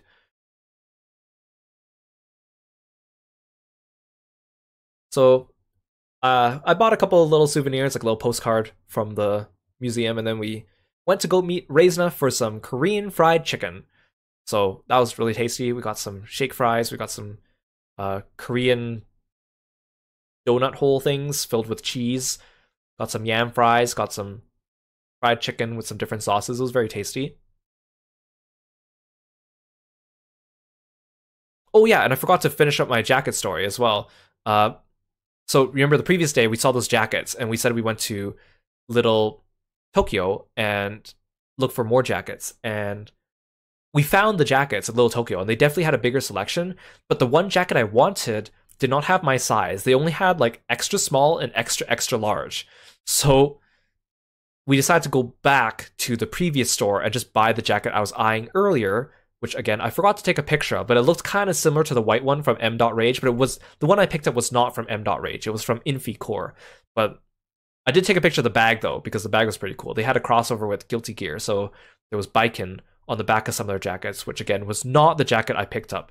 But I took a picture of the bag because the bag was too big to fit my luggage, so I gave it to Kieran after the trip, so he kept it, but I took a picture of it for posterity. It was pretty cool though. Kieran then took me to a video game cafe called, I think it was called Requiem, and it was kind of dark in there, but it was very like a lot of like little geeky kind of things. There was like a big screen on the wall playing clips from Legend of Zelda Minish Cap. There was like another screen playing some anime. There was all the items on the menu are kind of named after franchises or something similar. The drinks are called potions. So they had the health potion, the stamina potion, or the mana potion. So we got the health potions because it was Kieran's favorite, the Desert Pear Lemonade. It was very good. It was very good. This place seems like a pretty cool place to play D&D. They had a whole bunch of like tables that were decorated to look like forests or mountains. Very big, elaborate tables that you would use for setting up a tabletop game with your friends. So that was kind of cool. They also had a little shop with some merch, mostly anime merch. Again, mostly mainstream anime merch that we weren't really interested in, but it was cool. It was pretty cool. Seems like a nice little hangout. Hey Eve, welcome to the stream. Thanks for stopping by. Did I see anything crazy happening in LA? Not particularly, other than what I've already been talking about here. I don't think I saw anything crazy happen. Or at least not what I would define as crazy. We also stopped by Uniqlo. I really like Uniqlo clothing, and they always have some cool collabs, and they have a cool Capcom anniversary shirt right now. And this shirt is, well, at the time of my trip, it was not available in Canada yet, so I picked one up, and we just walked around the mall, and they also have like Tekken shirts and Street Fighter shirts as well, which is pretty cool. I like this Capcom shirt because it has both Ryunosuke and Phoenix Wright on it. Very uncommon, I think, to see Ryunosuke appearing on Capcom merch, so it was kind of a nice little treat. Then Kieran brought me to a place called Frank and Sons, which it's basically like a giant exhibitors hall for people to sell merch. And if you go to like an anime con exhibitors hall, it basically looks like that. And it's not just exclusively anime things. It's like there's people with like Hot Wheels, baseball cards, Pokemon cards, figures, McDonald's Happy Meal toys, like a lot of things, like a lot of the little cool kind of geeky kind of things. So apparently it's only open 3 days a week, so that's why we plan to go there on this day. And we walked around, we found a lot of cool stuff. Me and Kieran specifically were kind of only interested in seeing what kind of retro video games that they had. This is one of the places where Kieran and Reisna find a lot of the retro video games that they want. I actually, most retro games that I'm interested in, I actually still already own my old copies, like mostly like PS2 and GameCube game stuff. I don't really go to the PS1 or the like SNES games myself. So I wasn't really looking to buy anything unless I saw something that was very interesting, but it was kind of interesting just to see how much things were selling for. There were a lot of figures, which I thought were super cool. I think the very big like cinematic ones, they had a few like Demon Slayer ones were pretty cool, like the Rengoku one here. $1,000 though was yeah, very expensive, but very cool. And I took a picture of this middle one. I thought it was just hilarious that Sephiroth was worth twice as much money as Aerith and Cloud. Aerith and Cloud are $100 each, and then Sephiroth is $200, but he was sold out, so he's crossed off. I just thought that was kind of funny, because you guys know my feelings about Sephiroth. The Genji one was pretty cool. That was $400. Yeah, very expensive figurines to be found there. And like the Rengoku one here, the $1,000 one was huge. It was pretty big. It was like the size of your head. There's also some really cool like Marvel ones too, like really cinematic ones, like the Iron Spider here. Or I really like the Miles Morales one here because he's like standing on a light post, and there's like a bunch of translucent uh, pieces of plastic underneath him to simulate webbing, which I thought was pretty cool. There's also like trading cards. That Dark Raichu card was selling for $2,000. The Venusaur there was $1,800. I was like, holy moly! But they had so much like Yu-Gi-Oh, Magic the Gathering, Pokemon cards. People were like there trading or making deals and bargaining or whatever. There was a lot of stuff there. Retro video games. We found some of them. Some of the kiosks that were selling them were closed, so we had to take pictures of them through the glass. But Fire Emblem Path of Radiance is always crazy. It's in this picture, it's $400, which is ridiculous. In fact, and the Paper Mario was $275, which is crazy. Good thing we're getting the Thousand Year Door remake next month, so we'll probably see the price of those ones go down. But crazy, like GameCube games in particular are like super expensive. Like this Pokemon XD Gale of Darkness was $500. Crazy. And like I still own my copies of all these games. So like I wasn't really looking to purchase any of these, but I was just like looking at them being like, these are worth so much now. It's ridiculous. There was also like a lot of like PS1 games or SNES games that were going for around like hundreds of dollars, like as collector's pieces. It was crazy. Hey Fate, welcome into the stream. Thank you so much for stopping by. It's good to see you. And Valkyria, thank you so much for the sub. I really appreciate it. Thank you, thank you. So we actually, despite the fact that it sounds like we did a lot this day, me and Kieran ended our day early. So we went back to our room to rest up, and then we went out for hot pot at night to eat. It was really, really nice. I got a delicious sukiyaki broth, and he got like a creamy, I don't even remember what it was. It was like a creamy something broth, and it was a really good deal. They had a special, they had like different set meals you can get, and then there was also one that was like the extra meat one where they give you extra meat and less vegetables, which is great. So very delicious hot pot. I really enjoyed it. Hey Bonnie, welcome to the stream. Thanks so much for stopping by today. So day 4, finally, Nintendo World, the highlight of the trip.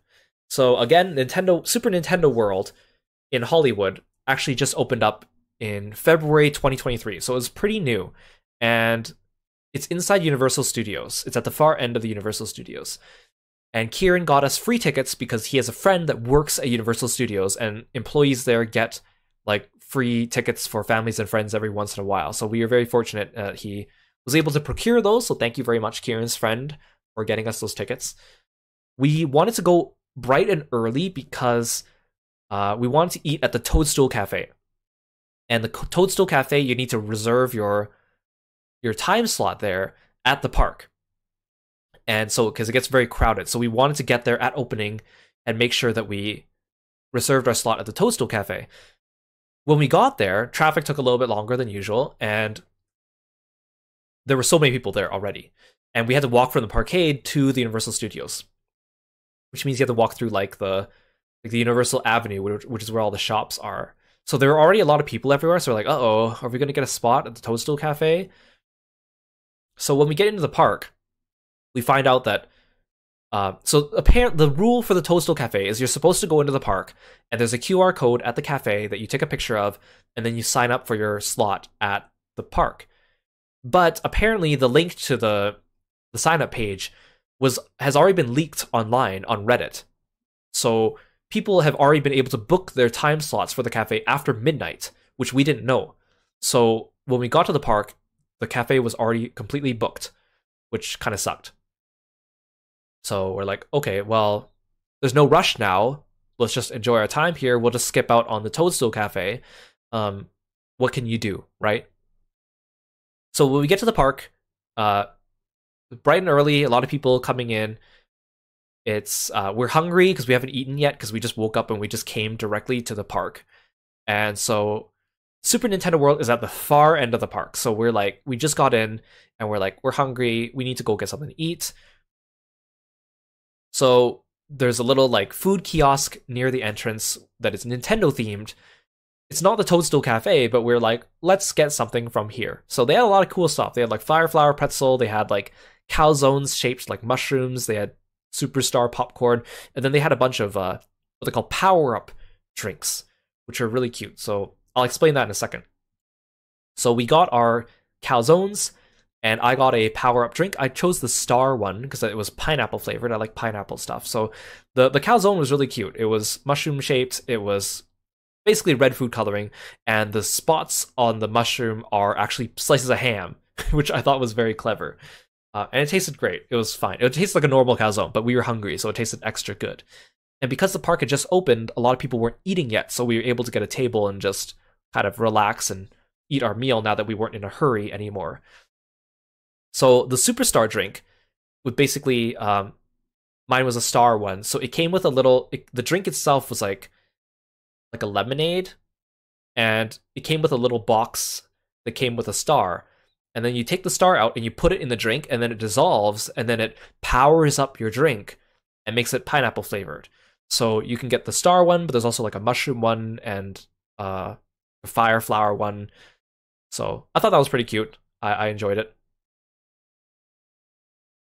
So we walked through Universal Studios, and I've been to Universal Studios before, but it's probably been over 10 years since I've been there. So there's a lot of new attractions there that I don't remember seeing when I was there before. Like ones that are familiar that were still there are like Jurassic Park is still there, Waterworld is still there, but I don't remember there being a Simpsons area last time I went through. So we walked through the Simpsons area. It's kind of cool.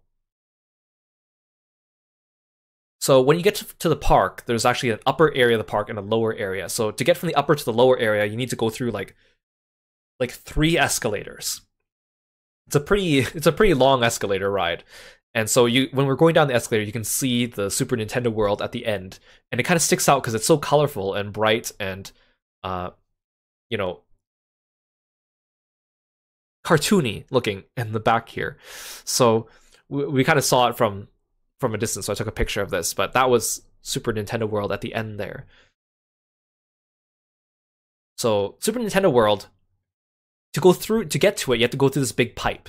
And it was very cute because when you go through the pipe, it makes like the pipe sound, like it goes like choo choo choo. And there's also like some pipes outside that you can pose, but a lot of people were there taking pictures. When you go in, it's basically like a giant cul-de-sac that's completely fenced in by these giant cartoony cutouts of the Mario hills and skies. So it really feels like you've just kind of entered a different world there because everything's so cartoony. There's so many moving things. There's like piranha plants, there's Goombas, there's Pokies, there's Koopas, there's Thwomps. They're all animated and just moving as part of the background scenery, which is really cool. There's a lot of like giant mushrooms. There's little like toadstool stools that you can sit on. There's cartoony looking lamps and stuff. All the workers there are kind of dressed up in these like, they look like they're ready for like Mario Kart pit crew stuff. The people in the red here in the bottom left, you can see pretty cool outfits. I imagine they're quite hot to wear during the day because they have a jacket alongside the rest of it, but it was very atmospheric. But it was also very small. It wasn't small, but there were so many people there because it's the newest attraction, so a lot of people were going there. So compared to everywhere else in Universal Studios, it was just packed there. And the second you get into the little cul-de-sac, you're already kind of at the end of the line to get to the Mario Kart ride. You can see more pictures of the world here. There's like a Bowser's Castle in the distance. There's like an icy area. All those like pieces, like the platforms and the thwomps and the Yoshi are all animated and moving. And the flag, it's pretty cool.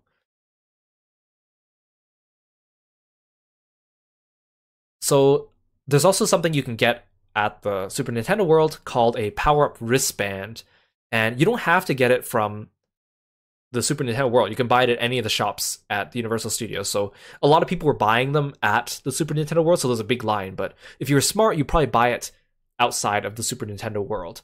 But we didn't buy them because they're actually quite expensive. But the power-up band is cool because there's like mini games and things that you can play around the park. And if you are wearing the power-up band, you get like points that you can accumulate, and then you can spend the points or use them to like get into a couple of the mini attractions. So we didn't bother doing that, but it was kind of cool. There's these like POW blocks you can go around, and if you go underneath them, you can punch them and they make sounds. I think if you have the power up wristband, it gives you points too, but we didn't have them. The wet floor signs were shaped like banana peels, which I thought was very cute as well. There's a lot of neat little details here to find, even though the area itself was kind of small-ish. Hey, Zach Reaper, welcome back. We're going over the Super Nintendo World part of the trip.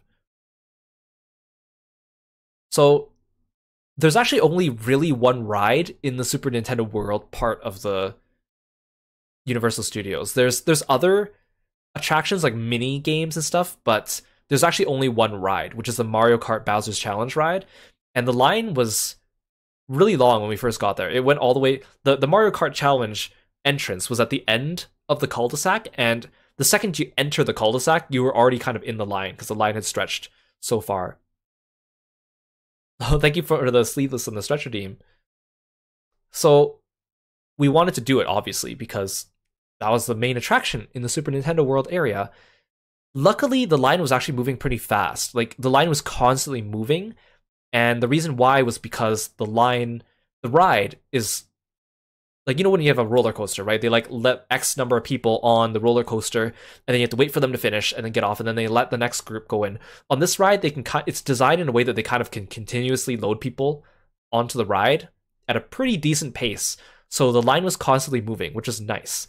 There's also a separate line for, like, single riders, which is, like, you know, if you want to fast pass yourself way up so they can help fill in those groups that don't fill up the ride completely. That was a kind of a faster way to go about it, but we wanted to ride together. So we stood in the line, and the entrance to the Bowser's Challenge ride is a pipe at the end.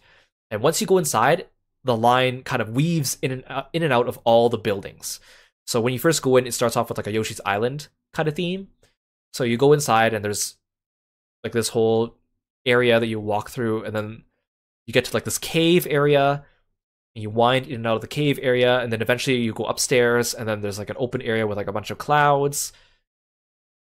And then you come back down to Yoshi's Island, and then you wind your way through here.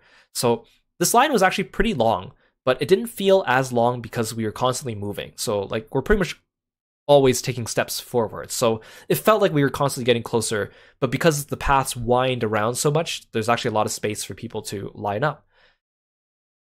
And in fact, Kieran watched on his phone the entire final episode of Bravern while we were in the first section of the line, because the final episode just came out that day, and so he wanted to know what happened because he'd been binging that series lately.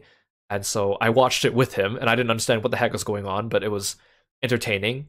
And of course the episode was only like 20 minutes long, and it kept like buffering between little sections of it on his phone. It was kind of funny. The line itself was like 2 hours long, which was quite long, but it was nice. Most of it was indoors, and in fact, waiting in the line means that you weave in and out of all the buildings, and there's a lot of scenery to see as you're going through the building. So there's something, it feels like there's something to do, or at least it feels like, and plus the line is constantly moving. So it didn't feel as bad as 2 hours, but it wasn't until after we looked, we were like, oh, it's actually been quite a bit of time. So once you go through the Yoshi's Island section of the line, you come out top to the roof, and then there's a bunch of winding lines, and then you get to the entrance of Bowser's Castle. So Bowser's Castle is like a giant, gaping wide Bowser's mouth. And you can see when you go inside, immediately there's like a giant Bowser statue.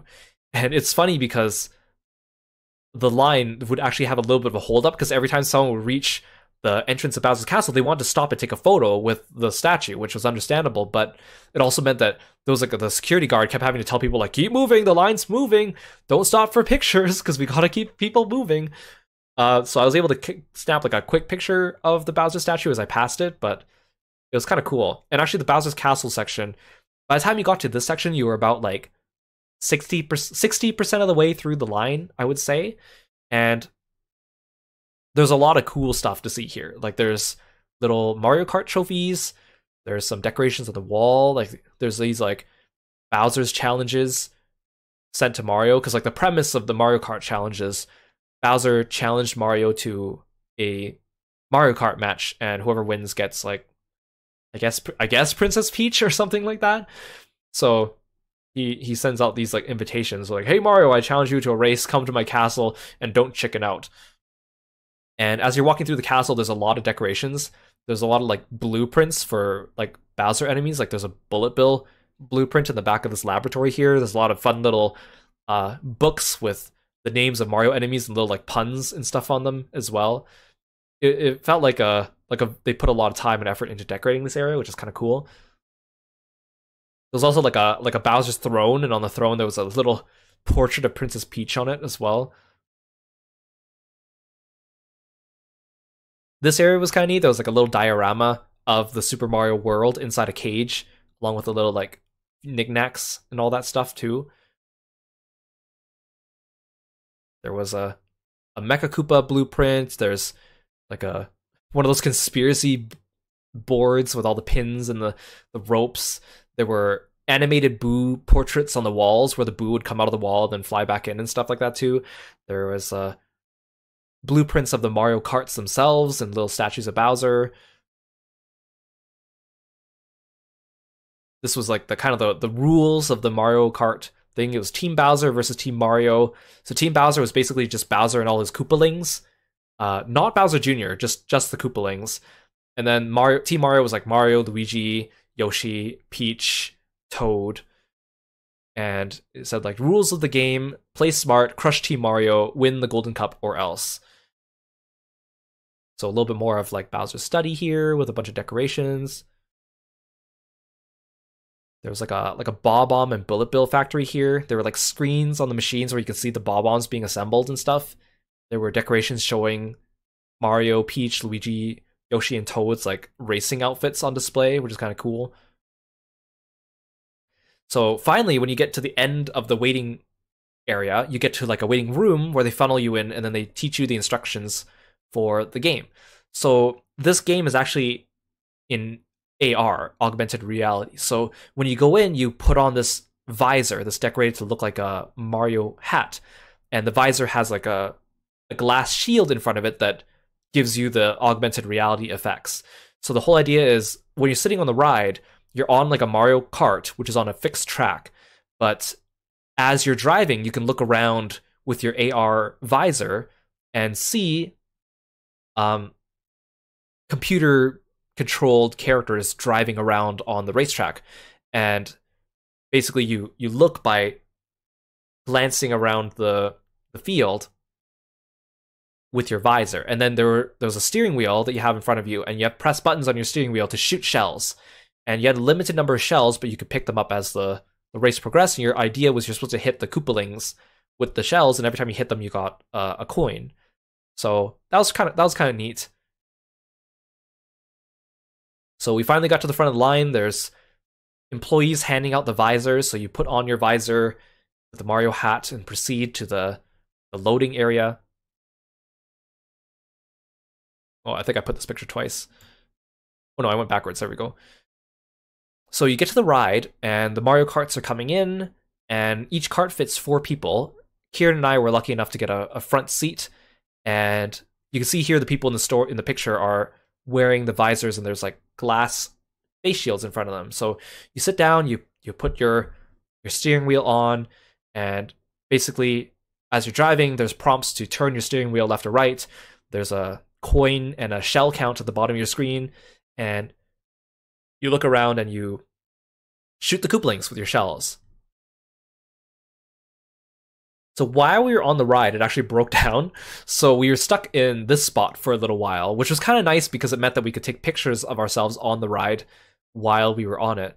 So we stopped here and we took some pictures. The visors were still active, so I could still look around the field and I could still shoot shells. And I didn't realize I had a finite number of shells. So while we were stuck here, I was just kind of shooting shells randomly at things, and then I ran out of shells. So it was kind of funny. You don't get shells again until you drive through another item block, which appear on the field as well. But it was kind of nice. We just had a little bit of time on the ride to kind of appreciate what it looked like while we were waiting. And in fact, we got really lucky because after we got off the ride, they actually had to shut the ride down for a little bit of time. So we just barely got on the ride at the right time. So after we got off the ride, we got plopped out into the gift shop. And there's actually a number of gift shops around Universal Studios, and they all have like Nintendo stuff. And the contents of each shop were actually just a little bit different. So we actually wanted to go around and check out all the shops. Now we were even luckier because when we got off the ride, we found out that the Toadstool Cafe, actually opened up new reservation slots at noon. So when we got off the ride, it was like 11:30. So we quickly pulled up our phones at noon, and we were actually able to book a slot at the Toad Cafe for 2 o'clock. So even though we missed the opening for the morning, we were able to get a slot in the afternoon. So we were very happy with that. We lucked out because it filled up really quickly. It filled up within minutes. So that was very, very fortuitous. So we went around to all the gift shops and we were looking around, and I took pictures of kind of some of the more interesting souvenirs that I could find. So they were like little boo wands that you could light up. There were banana peel signs. There were like stuffed bob-ombs and stuffed chain chomps. There were dancing piranha plants. There were Mario Kart trophy stands that you can get. There were a bunch of plushies. There were these like pillows that look like or not POW blocks, like question mark blocks. And then if you turn them in and out, they change into stars, which is kind of cool. Very cute. I kind of wanted one of these blooper plushies because they were so cute. But again, I don't really buy plushies, and I also don't really have room for them in my luggage or at home for that matter. So pictures it is. So we saw Princess Peach as well. She was taking pictures of people, but by the time we saw her, they were kind of closing off the line, and it was getting kind of crowded. We got a Toadstool Cafe reservation, so we were able to wait. And so we had about 2 hours to kill to basically just wander around the park and look around before a reservation for the Toadstool Cafe. So again, we got really lucky that we were able to get that reservation at all. Hey Kirist, welcome to the stream. Thanks for stopping by. It's good to see you. So we decided to go check out all the other shops around Universal Studios. I found these Boo caps, and they're actually reversible. So when you turn them inside out, they turn into the shy Boo, which is really cute. There was also like these I think these backpacks were really cute. The Pixel Mario and the Pixel Bowser backpacks were pretty cool. They also had these other backpacks that had like pictures of all the Mario enemies, like Boos and Bloopers and Bob-Bombs with like their Japanese names on them. There were these like little containers of candy you can get with either mushrooms or blocks or bullet bills or stars. They're very cute. I saw these hats as well, and I thought they were pretty cool too, but I don't really wear ball caps. The ones on the left kind of look like racer ones, and then the ones on the right they have a bunch of like the Mario Kart like branding on them, like the fake companies that are sponsoring the Mario Kart things, like Lakitu TV and stuff like that too. I thought it was pretty cool of a ball cap if you're into baseball caps. This backpack was also pretty cool because the buckle on it is actually a seatbelt buckle, which I thought was so clever. And they had all these pins, again, of like the Bowser enemies, like the Boos and the Chain Chomps and the Bloopers. I got a Boo one because I really like Boo. He's like my favorite my favorite Mario character. Oh yeah, I forgot to mention that during the Mario Kart ride, because when we were on the ride, we were supposed to be Team Mario because we're shooting shells at the Koopalings. So then every time the guy running the ride would be like, "Hey, everyone, cheer for Team Mario! Go Team Mario!" And then Kieran would stand up and be like, "Go Team Bowser! Go Team Bowser!" That was really funny. Hey, Jirai, welcome to the stream. Thanks for stopping by. It's good to see you today. These are really cool. Everywhere you looked around the theme park, people were wearing one of these on their heads. So there's like Mario and Luigi caps. There were Yoshi, Toad, and Bowser like plushy hood things that you could wear. And then there are these little headbands you could wear where you have like a Mario or a Luigi or a Yoshi plushie on your head. There's also Boo ones where you could wear two Boos on your head. One of them's like a shy Boo and one of them's like the regular Boo. Or you can get like a Princess Peach headband which has the crown and a yellow veil to simulate her hair. We also saw some kids come to the park like dressed up as Princess Peach, which was really cute as well. I kind of wanted a Boo headband, but again, I wouldn't really have a use for it after I left the park, so I just took a picture of it because it was really cute.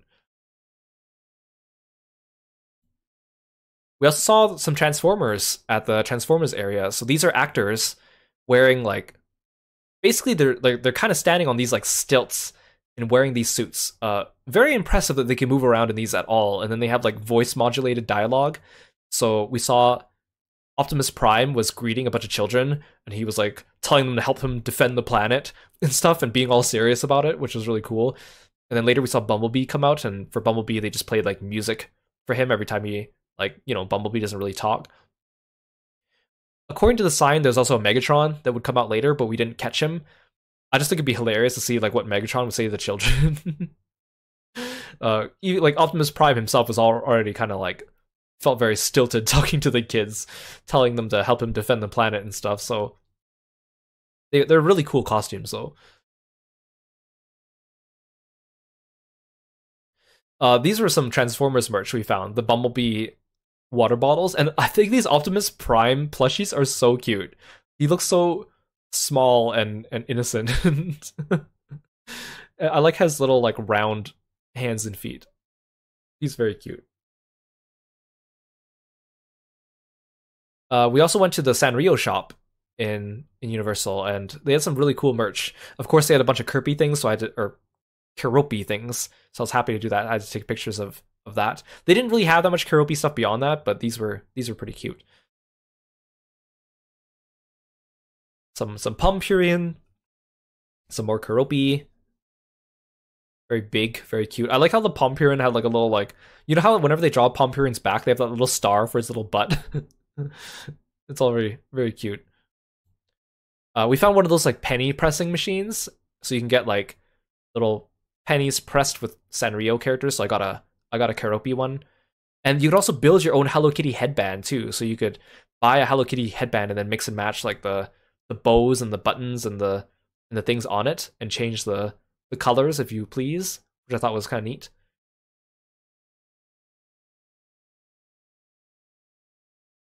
They also had a lot of like Hello Kitty crossover stuff with famous movies, specifically like horror movies, which I thought was really cute. So they had like the Hello Kitty Chucky wallet. They had the Hello Kitty Jaws stuff with like the little Jaws shark plushie with Hello Kitty's face.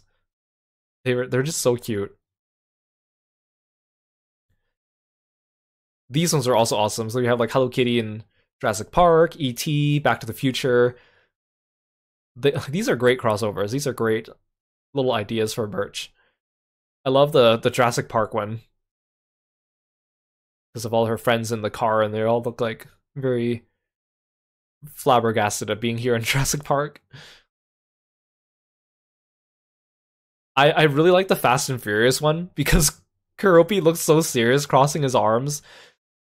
There's also like the Psycho one with Hello Kitty inside the shower in the Norman Bates hotel. These are all really cute. Yeah, they self-meme really well. I thought these were great. I just can't get over Keroppi's face.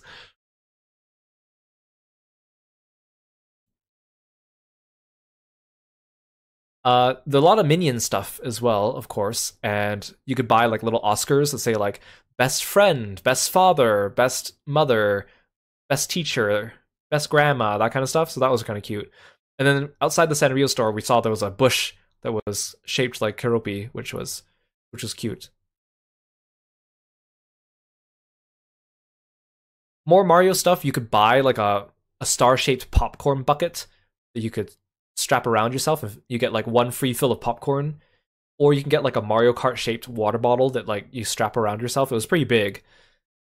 I also thought these pins were really cute. They're like moving pins. So the first one is a pipe with a Mario that like pops out of the pipe, or you can get like a bullet bill one where the bullet bill shoots out. I thought those were pretty cool. I got one of the Mario pipe ones for myself.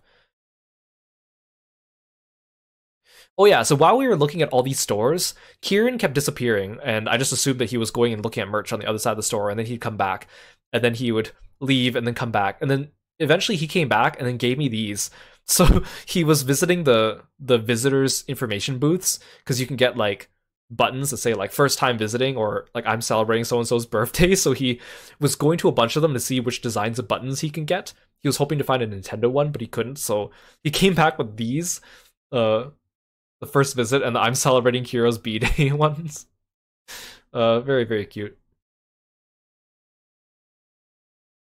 We saw Donkey on the way back. He was like a puppet and he was making jokes, cracking jokes with the kids. We saw Mario and Luigi taking photos with people as well. They had like an entourage of security guards following them around because they probably couldn't see well in the costumes.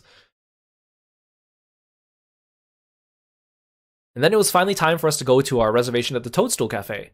And so, again, we had to book our time slot, which was 2 o'clock. And they only let you in if you're on the list.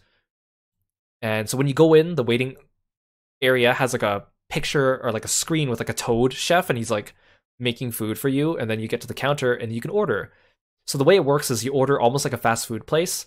And then they give you your drinks. And then they give you a little a tracker that you'll bring back to your table.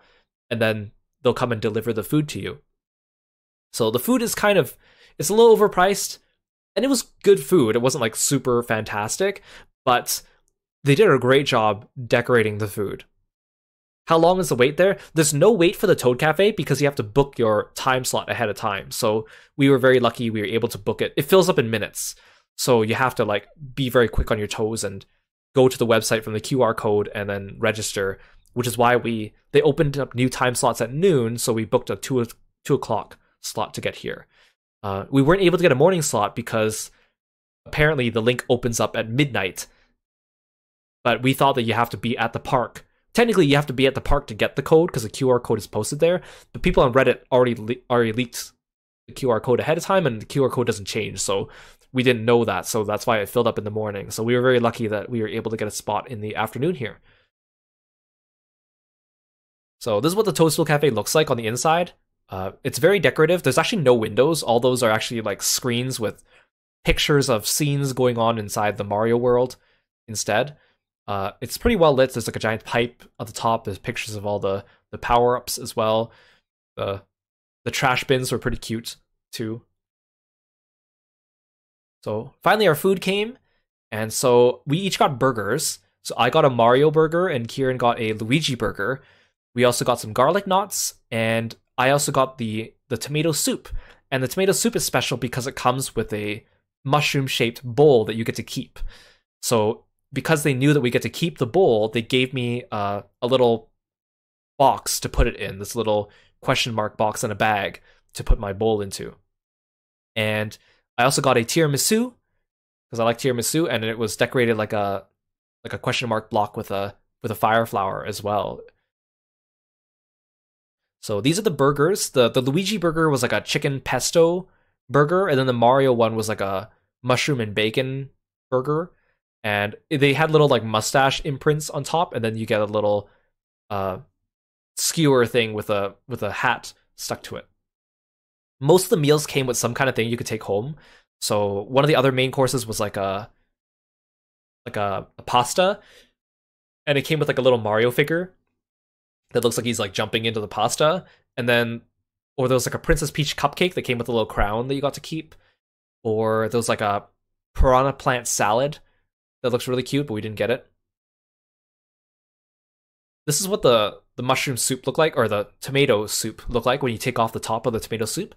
It was nice because the soup itself was inside a little tin can container, or a little tin container, so I was able to remove it without dirtying the bowl, so I could package it away all nicely. It tasted just like a normal tomato soup, but it was the novelty of the mushroom cup. The tiramisu, I took off one of the crackers in the picture here so you can kind of see the layers inside. The jam on the outside was really good, actually. It was like a raspberry jam. It was very sweet. And the fire flower was like a little piece of chocolate. It was very, very nice. I think this was a very enjoyable meal, even though it was expensive, but it was the novelty of the food was just really fun. So when we finished with the Toad Cafe, it was already like past mid-afternoon, so we didn't really want to go around and do all the other stuff in Universal Studios. We've already done some of that stuff in the past, like individually, and Super Nintendo World was kind of the main highlight, but we did want to check out some of the other things. So on the way out, we saw some dinosaurs in Jurassic Park World. being led around by the park workers. I also want to check out the Hogwarts um, section of the park because that also was not around last time that I came to Universal Studios.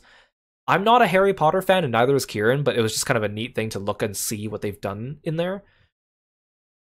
It was very atmospheric in there. They had like the fake snow in all the buildings. There was like trains, signs. There were like all the workers there were like dressed up in costume and in character, which was kind of cool. They were selling butterbeer, but we were so full from the Toadstool Cafe that we didn't get any. There was an owl shop where you could basically buy these plush owls, and some of them you can actually perch on your shoulder, and they're actually like animatronic, and so they actually move at and like blink and hoot and whatnot. Yeah, it was a bit emptier in the Hogwarts area compared to Super Mario area. The Super Mario area was so busy. The Hogwarts area also just had more space for people to walk in, although the stores were kind of cramped because the stores are kind of small. But yeah, the Owl store was kind of cool, and I like how all the cash registers were kind of decorated like little like train ticket booths. It was kind of cool. The wand shop, so you could there was actually like a lineup where you can go through and take like a personality quiz where they tell you like what kind of wand suits you, and then when you come out, you can pick your type of wand and customize it and buy it, or you could just go to the shelves and they have like pre-made wands, each one based after a different character from the Harry Potter world. Kieran remarked that it was kind of hilarious that you could just straight up and go and buy Lord Voldemort's wand. Like you could just go and be like, I want Lord Voldemort's wand if you wanted. Uh, the shop itself was pretty cool though. It was pretty packed. There were so many people inside. You can see the castle in the background. The castle is actually a ride, and there's also like wand shops on the street that you could just buy some of the wands, the pre-made ones if you didn't want to wait inside the store and look around. Kieran and I didn't do the personality test because there was like a 30-minute wait time to get in, so we just didn't bother doing that. But it was just kind of a neat thing, even though we're not like Harry Potter fans. But I can see that if you were a Harry Potter fan, this would be like an interesting thing to go check out. Oops, why am I going backwards?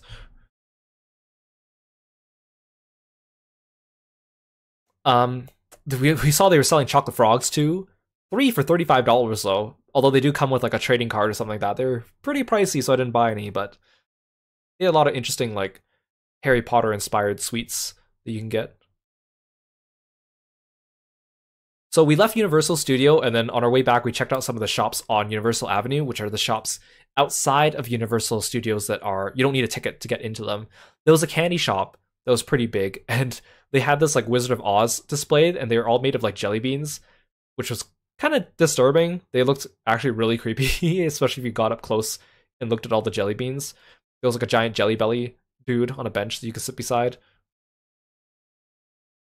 They had some Kuropi stuff as well. There was a really cute Kuropi plushie and some like Kuropi milk tea cans as well. Kieran was very tempted to buy one of the Kuropi boba milk tea cans so we can keep the can, but we decided against it.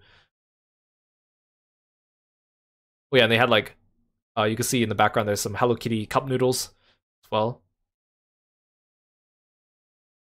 We also found these at the sweet shop. There was like the spin the shot machine and the alcohol shotgun for extreme partying.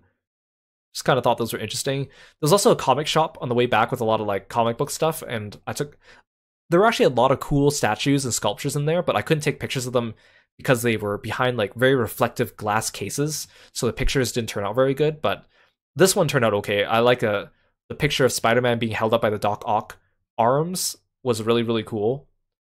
There was also one with like if you watched Doctor Strange Multiverse of Madness, it was like a figure of like undead Doctor Strange with like all the zombie hands coming out his back and he was flying. It looked really cool.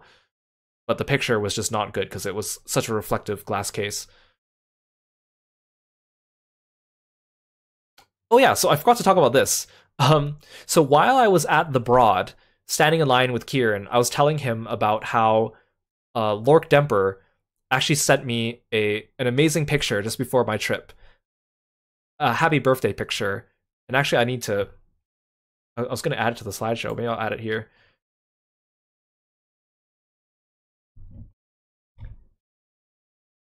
I need to find it because it's you need to see it. You need to see it.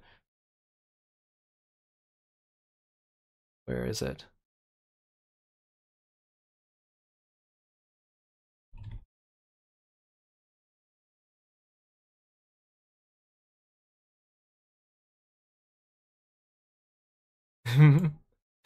So he sent me this adorable picture, this happy birthday image that he made. It's like a classical old like Japanese painting of a frog with all these pictures of characters from games that I've played over the last couple years. So there's like a Beatrice portrait, there's like the little photo of Hot Dave from Killer Frequency, there's the creepy baby thing from Layers of Fear. There's Piero from Aviary Attorney. There's the merchant in Ashton and a robed dude from FF7. There's Twink and the penguins from Bread and Fred and Mallow. There's the creatures from Soma. There's a bunch of dogs. There's Koromaru. There's like a robot dog from Spider-Man 2. Baby Torgold, Missile, Tartar-san from Blaze Blue. There's Damien from Monster Prom. That creature from the first area of Faith, the horror game. There's Sonic from Death of Sonic or Murder of Sonic the Hedgehog. There's the boulder from Rock of Ages. There's Shinigami. There's Panda from Tekken. Oh, there's also the Duchess from Alice Madness Returns, all in this picture. So when we were standing in line for the broad, I was telling Kieran like, oh yeah, Laura created this picture for me before I left on my trip as a birthday gift, and it was the sweetest thing.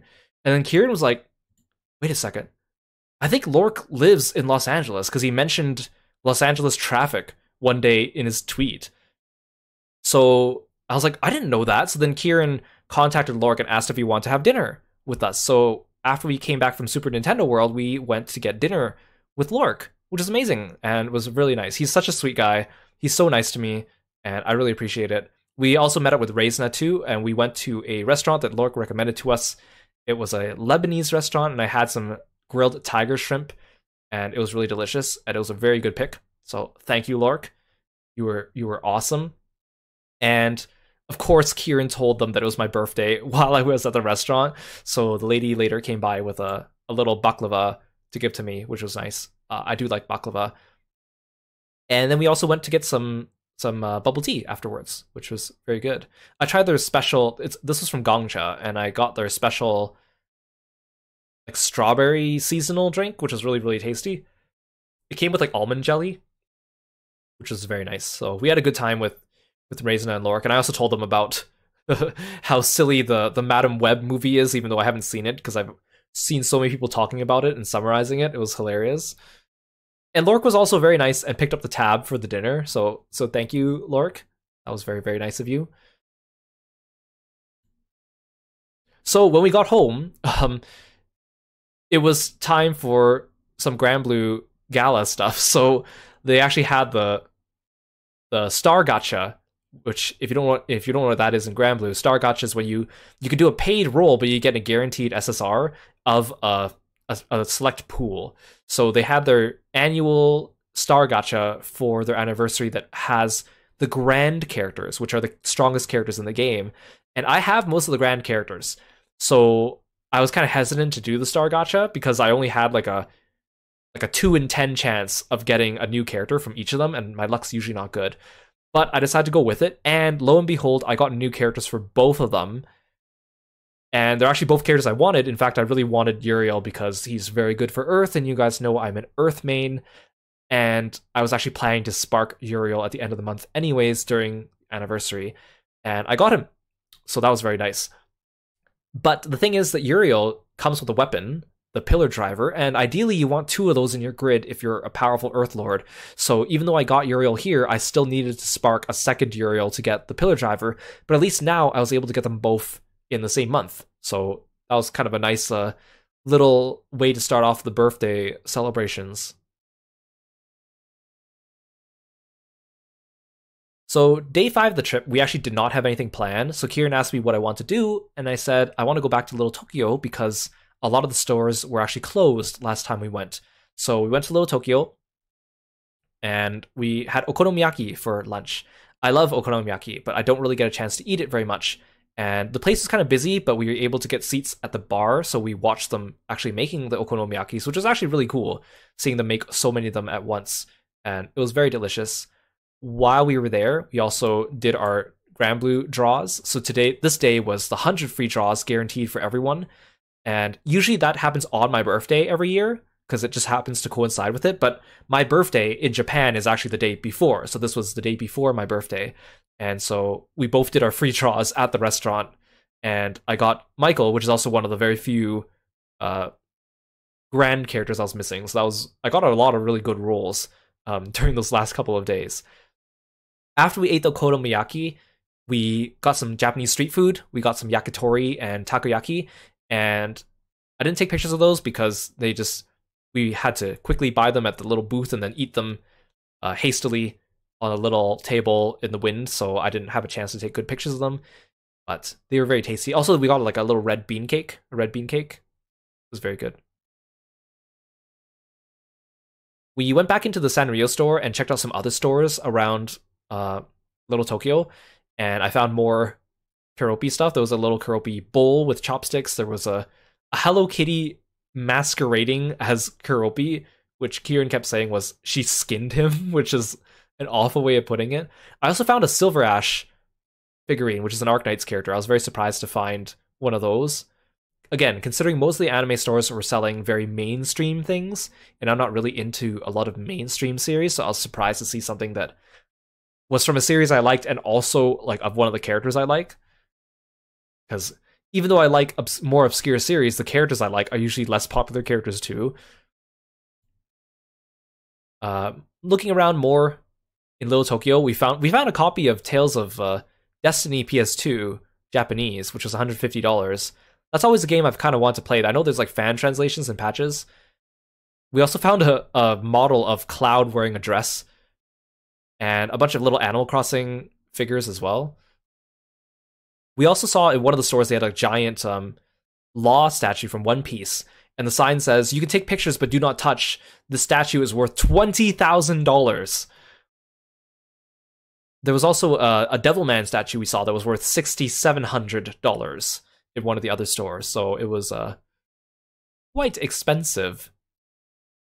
It's actually funny because Kieran and I were waiting in line to get into one of these anime stores. It was one of the bigger ones in Little Tokyo, and the line wasn't that long when we got to it, so we got in line, and we were the second group in line, and the people were only letting some people in at a time because they didn't want the store to get overcrowded. So we were standing in line, and there was like a group of like 5 teenagers in front of us that were a little rowdy, and the guy in front, or the store owner or the staff member, let those people in, and then we were at the front of the line, so he told us to wait, so we're like, okay. And then the staff member went inside the store to go supervise around. While we were standing there, so many people were lining up behind us. Like the line was growing and growing and growing and growing, and the guy never came back. We were just standing there, and we could see through the door from where we were. So we were like peeking inside, and we're like, is he gonna come back and let us in? Because while we were standing there, at least like 20 people had exited the store in like little waves. So we're like, surely there's enough room for us to go inside, but they're not letting us in yet. So did he just forget about us? So, and every time he walked by, he would like glance in our direction, and then he would keep walking. So we'd be like, he made eye contact with us. Is he not going to let us in? And behind us, the line is growing and growing and growing. So then finally, the same guy that was letting people in before, starts walking towards the door. And we're like, okay, he's going to come let us in. So he walks out the door, he looks at us, and then he takes off his apron and walks away. And we're like, so he's going on his lunch break? So we're just left standing here. Like he walked right in front of us, looked us in the eye, took off his apron, and left. And we're just like,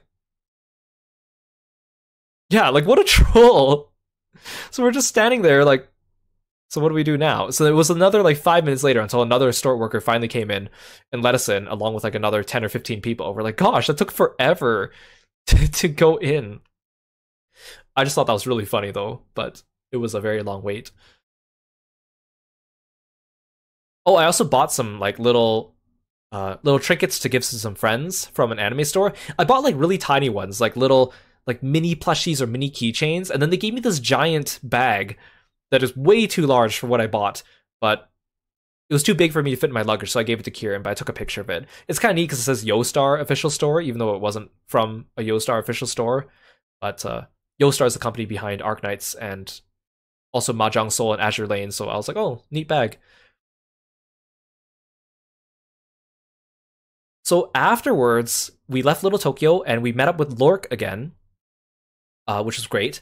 And Kieran wanted to bring us to one of his like little anime shops that he knows of. It's a little like mom and pop's store that's owned kind of in the middle of nowhere, and they sell like cons and stuff too. But he said they're really good because they organize all this stuff by series, and they actually have a section for Grand Blue stuff and Tails stuff. And I like Grand Blue and Tails stuff, and I literally have not seen any Grand Blue stuff at all on this trip, which was crazy because Grand Blue is a big series. I know it's not quite as big in North America, and it's not quite, Genshin and Honkai, but I had not seen any Grand Blue merch anywhere. And I was like, I want to buy at least a little bit of Grand Blue merch. So he said we go to this place and find some Grand Blue merch because he knows that they used to have Grand Blue merch. So we go there, we pick up Lork Demper, and then we go to this place. And it's like in the most, it was in the most inconspicuous building ever. It was like an office space, and they just kind of like refurbished it into a store, but it was still very obviously an office space on the inside. So there's like cubicles or like little mini rooms you have to go into to look at the merch. They had some really cool stuff, but they did not have any Grand Blue or Tails stuff. They did have some Final Fantasy stuff, and they actually had a whole bunch of Twisted Wonderland stuff, which I know Twisted Wonderland is popular, but to think that I would find Twisted Wonderland merch and not Grand Blue merch is like crazy. Crazy. And on our way out, we saw this, and I thought this was kind of cool. It's like a hoodie, because you know how people have like Ita bags, right? Where they put like pins and plushies and things in their bags. What about an Ita hoodie? So it's like a hoodie where your hood, you can put things inside, and also there was like a pouch on the back that was basically a backpack that you could put stuff inside. And apparently it was detachable. Obviously I would not wear something like this, but it was kind of neat. So we went to go to get a place, or we went to go get some ramen, but the ramen line was big. So we put our names down and we saw they had a Book Off nearby. So Book Off is like a chain of stores where they sell a lot of Japanese imported goods, and they also buy it back from other people, then resell it.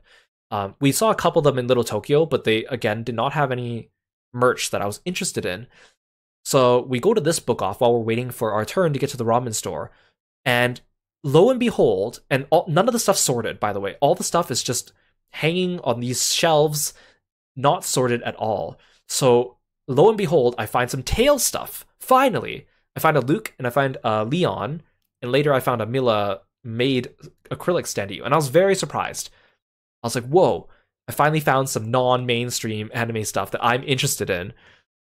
So I was kind of debating on getting some of this. So I was kind of thinking about it. So I got a little basket, and I put these things inside because I was like undecided about what I would get. And then I found Basara stuff. I was like, oh my gosh, I found Basara. I was not expecting to see any of that. I had not seen any Basara stuff at all this trip either. So I found a Yukimura, a Masamune, and a Mitsunari action figures. They must have all been like donated by the same person, or like exchanged by the same person, or something like that. And then behind one of the shelves, hidden away, I saw little Basara 2 gacha boxes, which I didn't buy them. There were only like 2 of them, but they didn't have any of my favorite characters in them, and they're gacha boxes. But I was like so excited to see Basara stuff, because you guys know that I love freaking Basara. So just to see that they even had it was like, whoa. But again, my favorite characters in Basara are usually more obscure characters or newer characters in the franchise, so they don't have merch. Here's some pictures of what you can get inside the gacha boxes. There's like Ieyasu, there's Tadakatsu, Hisahide, Shimazu, Zavi, Keiji, Motonari, Motochika, Oichi, and a mystery one, which I think was Sasuke. Pretty cool, but again, they were gacha boxes, so I didn't want to spend money on gacha boxes and not get what I wanted, but it was cool. And then Lo and behold, and again, this is all at the same stop, and this is all like literally one of the last anime shops we visit on the trip. I find Grand Blue stuff. I'm looking around and I see a Vane button on the wall, and it's the Vane button on the far left. And I'm like, oh my gosh, they have Grand Blue stuff. And not only do they have Grand Blue stuff, but they have Vane stuff. So in Grand Blue, most of my favorite characters aren't that popular. Vane's probably my third favorite character, and he's probably the most popular of my favorite characters. So if there was merch of any character that I would find for Grand Blue that I'd be interested in getting, would probably be Vane. So once I found the Vane button, I was like, oh my gosh. So we start looking on the shelf and looking behind every single button and seeing what's there. And lo and behold, we find 4 different Vane buttons. And in fact, some of them had multiple copies of them. So I'm like, I gotta get these. So I was very happy. I finally found Grand Blue stuff on this trip. And in addition to the Vane stuff, we actually find a Cagliostro button as well, and a Narmaya button, of course. But even more unbelievable than the Vane merch is, as we're searching, we find Ire merch. My boy, my favorite character in the entire game, who is super unpopular and no one makes merch of him, I found not just 1, but 2 Ire buttons. And I'm like, that is crazy to think that I would even see Grand Blue merch. Vane, Cagliostro, Narmaya, that makes sense. But to find Ire merch, and those were the only 4 characters we found merch of. We also found the little, like, Vane mochi balls. In fact, we didn't think it was him at first because we saw so many of them. And it's just, they're just blonde little plushy balls. But we turn it over and it says Psy Games on the back. And we're like, oh my god, there's a Vane mochi ball. And I think we found 3 Vane mochi balls, so then Kieran got one too. I was just so blown away that we found Ire merch. Like, it's just, I was like, how is this possible? How am I living in this life? How is this real? And in the last store, we decided to check. So I was like, yay. And then as I was going through my basket, I was like, okay, I want to get the Vane stuff. You know, I'll put away the tail stuff and the Basara stuff. I don't need it. And then Kieran snuck a Narmaya button into my basket, and I was like, oh, you snuck that Narmaya button into my basket. You thought I wouldn't notice. It was pretty funny. Then we finally got ramen. Me, Kieran, and Lork. It was awesome. I got a special drink. They had a yuzu pina colada, which I thought would taste good because I love pina colada. But they put so much yuzu on that. It was so tart and, like, sour. Like, you know those Yakult yogurt drinks? I like those drinks. This thing was like 3 times more sour than a Yakult yogurt drink. And I couldn't taste the pina colada in it, so I couldn't finish the drink. I tried watering it down. Didn't work. It was... Every time I drank it, my face... Like, I don't usually pucker up when I eat, like, a lemon or a lime. Not that I eat lemons and limes, but if I eat things that are sour, I don't usually make a face. But Kieran and Lork could see every time I drank my drink, my face would just kind of shrink, and I'd be like... I don't think I want to finish this drink. But the ramen was very good. Then Kieran brought us to an arcade. Round 1. Apparently it's a chain, and I've never been to one before, and it was really cool. There was a lot of, like, arcade machines, there were, like, claw machines, there was bowling, there was food, there was, like, a prize shop. It was very, very cool. And we walked around and looked at all the things going on. And I saw this crane machine game with, like, the Gojo and Geto summer outfits. I thought of Lily immediately. I sent her a picture of this one, and she said that she actually wanted these figurines but missed out on the order date. Yeah, it was just very like, this is Lily, I need to show Lily. It's her 2 favorite characters, like, in matching outfits. What more could she want? They also had, like, a lot of fighting game stuff. They had, like, Street Fighter 6, Tekken 7, Tekken Tag Tournament 2, Marvel vs. Capcom. It was cool to see, like, people actually playing fighting games against actual other real living people sitting beside them. There was also Mario Kart as well. And I wasn't really going to play any of these games. It was just kind of fun to watch. But then Kieran insisted that me and Lork play House of the Dead Scarlet Dawn, because we found one of these booths. And Kieran was like, I have a card with money already from the last time I came to this arcade. You guys are playing House of the Dead while I go grab a snack. So I didn't take a picture of the little booth, but this is what it looked like. I found a picture of it online. So whenever, you know, when I was growing up, you kind of only see arcades in, like, movie theaters. And the quintessential arcade game was always House of the Dead. And so it was kind of fun to actually play one, because I've never actually played one before. I've just seen people playing it. So me and Lork get in, and we are playing House of the Dead. And at the beginning, we're not that good at it, but it takes some getting used to. The cool thing is that when you're in this booth, it's kind of immersive. So like the seats shake, it like sprays air at you. The lights like flicker and turn on and off. The the controller vibrates and shakes and stuff. It's very immersive, which is kind of fun.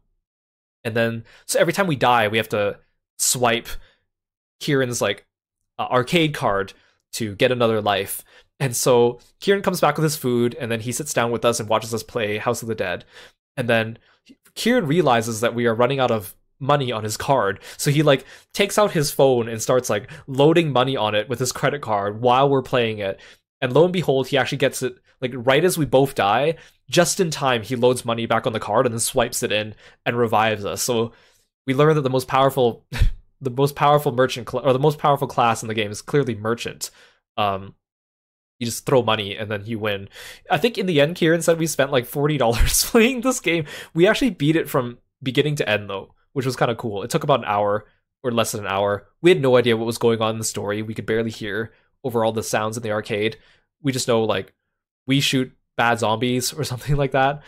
It's actually really funny because if you guys know from the stream, the running joke with Lork is that two running jokes is that he always likes bird enemies, and he always jokes about there being an elevator fight in the game. So the second level of the game was an elevator lobby, and the final boss of that chapter was a flying enemy. So not exactly a bird, but basically a bird.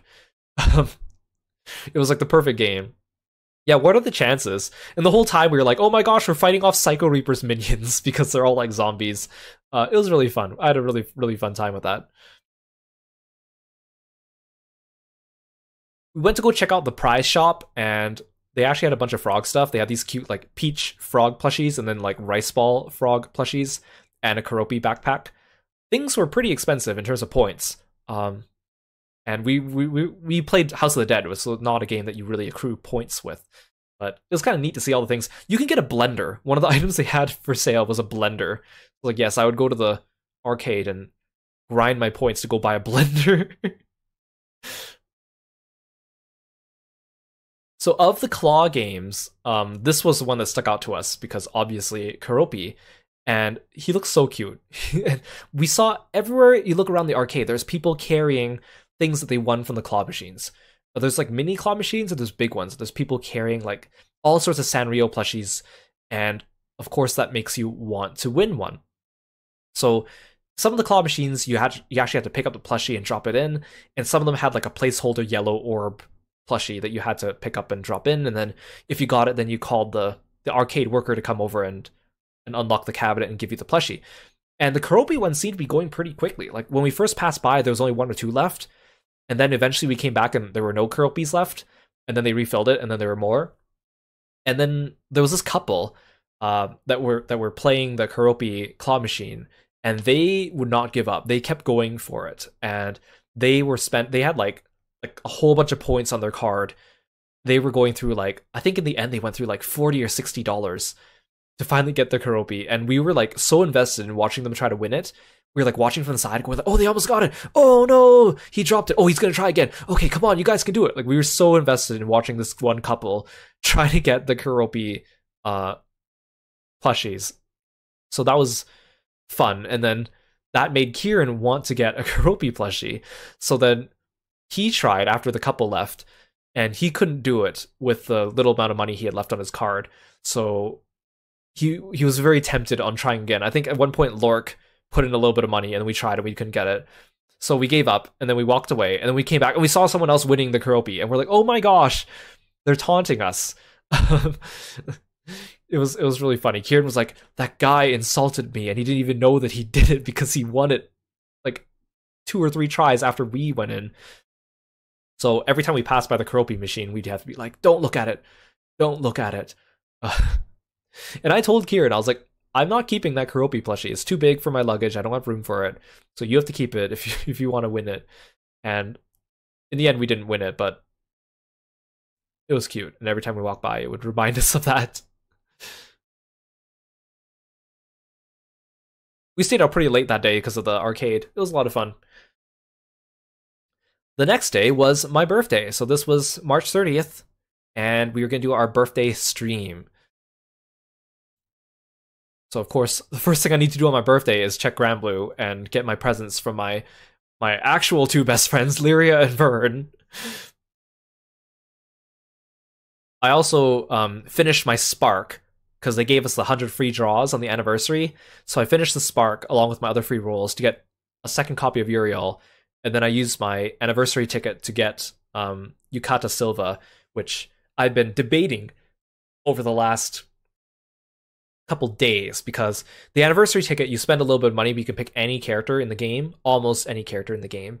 So most people use the ticket to get one of the newer characters in the game, but I already had all the 2023 characters I wanted. So I wanted to pick a 2022 character, and I was torn between a couple of them.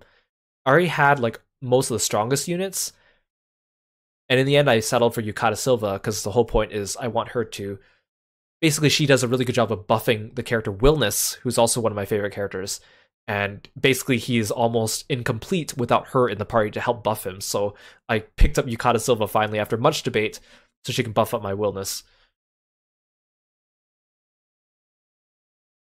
As Kieran and I were driving around, we actually saw a random Sanrio store, like a tiny little one. So we had to pop in and see what they had. They had these cute, like My Hero Academia Hello Kitty collabs, which I thought were very cute looking. And lo and behold, this store actually had the most number of Keroppi things I'd seen yet. They actually had a little entire Keroppi shelf.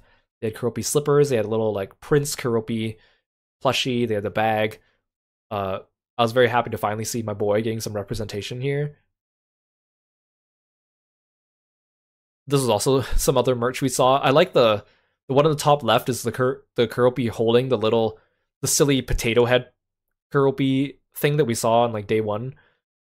The backpack was also very cute, and the little like the fancy zip bags, the Happy Danbui boys,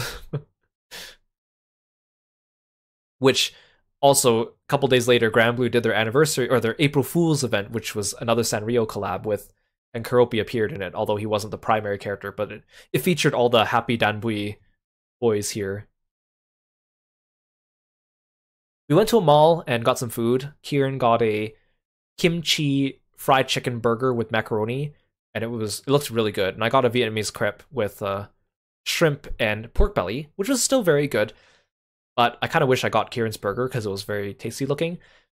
They also gave me this salad next to with my Vietnamese order.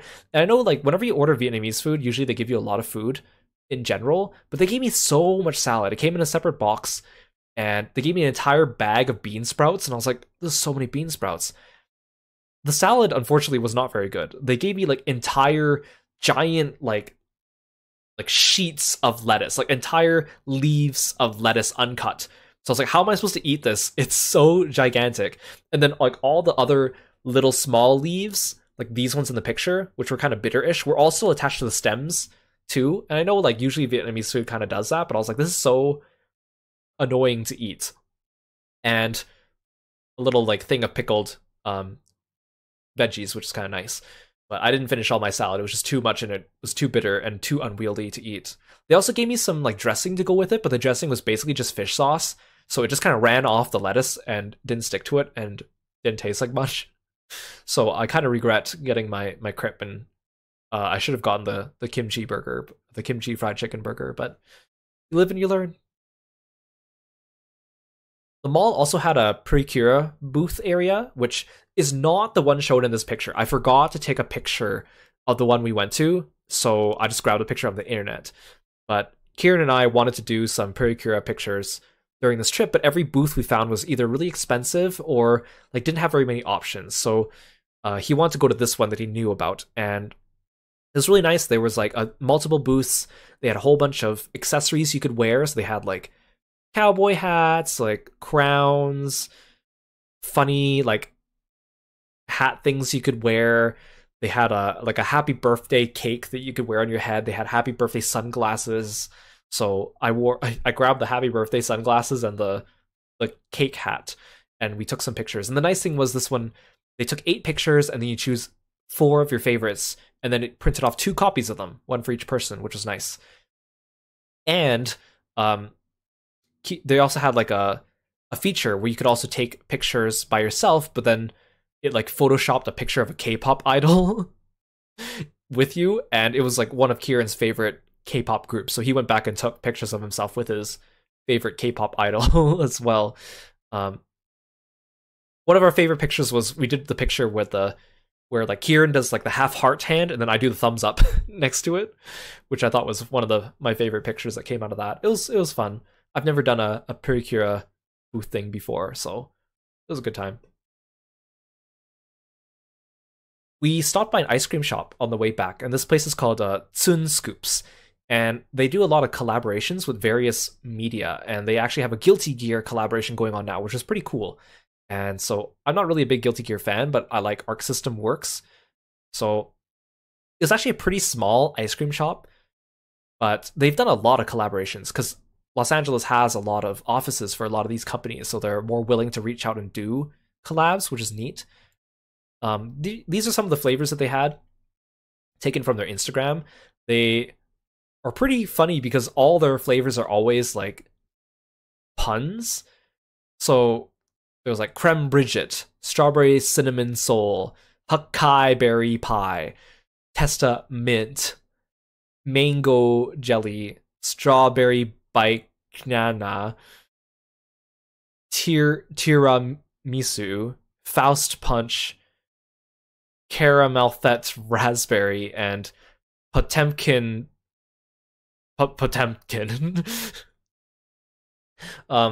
And the thing is, like, some of the flavors you actually have to unlock by liking and sharing their posts on Instagram. So on the day we went, they just unlocked the Ramlethal and the Faust one, which is lucky. So I got a scoop of the Bridget and the Ramlethal one, because the Bridget one is creme brulee, which I love, and the Ramlethal one was tiramisu, which I also love. They didn't make Bridget's flavor brisket. That'd be funny.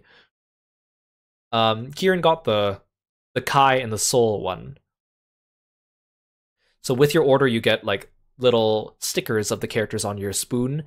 My camera just refused to focus during this picture, so you get a blurry picture. But you can also buy the art and the stickers separately, and they also gave us a free little card with the Soul artwork as well, so it was pretty cool. Yeah, the puns are kind of terrible, but like, and that's coming from me who loves puns, but apparently they do that for all their collabs. All their flavors are puns, and some of them are kind of hard to read and say out loud. You almost have to practice saying that out loud. So then finally we get to Kieran's house and we get ready for the birthday stream. So again, Kieran wanted to do a birthday stream on my birthday, and he wanted me to log on to Twitch and OBS on his computer so I could stream it on my channel. And we are going to play Mario Party with Onerio and Nansu, who we've become fast friends with over the last couple months, and we've been playing Lethal Company with them on stream lately. So we are going to play Mario Party, and you guys can watch the VOD on YouTube, but it was a lot of fun. I had so much fun on that stream, and it was so funny because the running joke was that Nansu is really good at games, especially competitive games, that he practices a lot. And so we kept joking that he was going to win, and he'd be like, no, I'm not going to win, I'm not that good, and he would like win all the mini games. And then we even did like the practice mini games in the middle, like the jump rope one with the fire jump rope, and we all died pretty quickly, and then he got to like over 100 jumps on that one.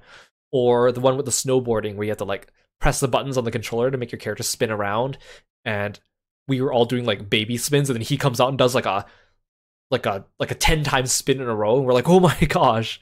You have to go watch that stream if you want to see that. It was really funny. I had a great time. I had such a good time. I don't usually do stuff for my birthday. Like, I don't really advertise my birthday. Even for this stream, I only like alluded to it a week ahead, saying that, oh yeah, we're doing a birthday stream on this day, but I didn't really advertise it. Like, I know a lot of people do like, oh, it's my birthday month or my birthday week, and they tweet about it a lot, or they do like a donathon or a subathon. I'm not really about that kind of stuff. Not to say I don't like, I appreciate getting stuff from you guys, but I don't like encouraging people to give me things. So I was very surprised to see people coming out and being so nice and subbing and giving bits. So I was very thankful for that. So thank you, everyone. I had a really, really good time. But of course, no need to feel obligated at all, ever, to give me anything, because I'm totally fine without that. I just like your company. Thanks, Sai. I had a great time on that stream. And at the end of the stream, Onario surprised me with some birthday gift art. But in addition to that, he also showed us this, which if you know what this is, you know exactly. The video's up on YouTube. If you go back to the birthday anniversary stream, you can watch our live and genuine reaction to seeing it, which was so hilarious. And then he showed us the behind the scenes of how he didn't want to rig Kirby separately, so he just stretched Kirby onto one of our paper cutouts and then like shrunk him down, so it looks so cursed and so funny. It was hilarious. Now, we were actually only going to stream for like under 3 hours, and then we were going to go out for Korean barbecue. But the stream was like over 3 hours because we were having such a good time. So by then, we wanted to go out for Korean barbecue, but it was very late. And we were going to meet up with Lork to get Korean barbecue. So right after stream ended, we raided out, and then we were just like, okay, we immediately have to go. So we quickly like booked it and went, because it was like almost 11 o'clock, and this place, or the Korean barbecue place, closes at midnight. So we're like, okay, we got to get there. We got to go. So we get there at like almost quarter after, and we meet up with Lork, and the place is like, oh, we're not taking any more orders now because it's too late, which is fair enough. But luckily enough, like right across the street, there was another Korean barbecue place that was open an extra hour later. Like right across the street. They're open just 1 hour later. They were open until 1 a.m. So we get in, it's like almost 11:30, and we're like, do you have room for us? And they're like, kitchen closes in half an hour. Would you be okay if you only do all your ordering in the next half hour? And we're like, challenge accepted. So we get in there. Kieran immediately orders. They immediately give us like the side dishes that come with our meal. Kieran just slaps them all in the grill as they're cooking. He makes the second round order. You get 3 rounds of ordering here. So as it's cooking, he orders the second round. We eat it up really quickly. We cook the second round, and then we immediately order the third round right before the kitchen closes. And it was basically, we speed ran Korean barbecue that night, and we ate so much meat, so much good meat. It was really fun. And it was really funny because on our way there, we were still on video. We were on voice call with Onario and Na and Sue. And Na and Sue, after the Mario Party stream, went back to try to beat his world record, or his record, in the Mario Party fire jump rope game. And as we were on call with him, he made it to like 2,000 in that game before he lost, because he lost concentration. And then we were eating Korean barbecue, and when we finished Korean barbecue and checked up on him again, he had already reached 3,000 again. He'd just been nonstop playing that jump rope game. Completely insane. That mad lad, that gamer. It was really, really impressive.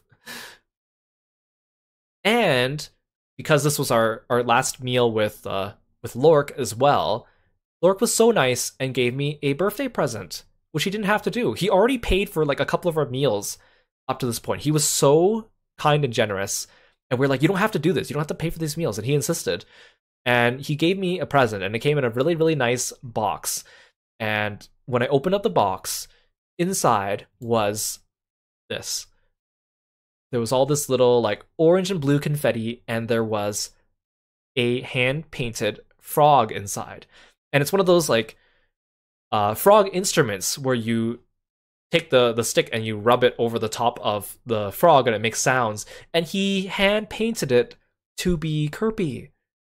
So cute. And I love handmade presents, and I was just so touched. So thank you, Lork. It was so much fun meeting you, and especially since it was like an unexpected meeting too, because I didn't know that I'd be meeting you on the trip until Kieran was like, wait a second, I just remembered that he's in the area. So I had so much fun, and thank you so much for treating me to some food and being such a nice guy.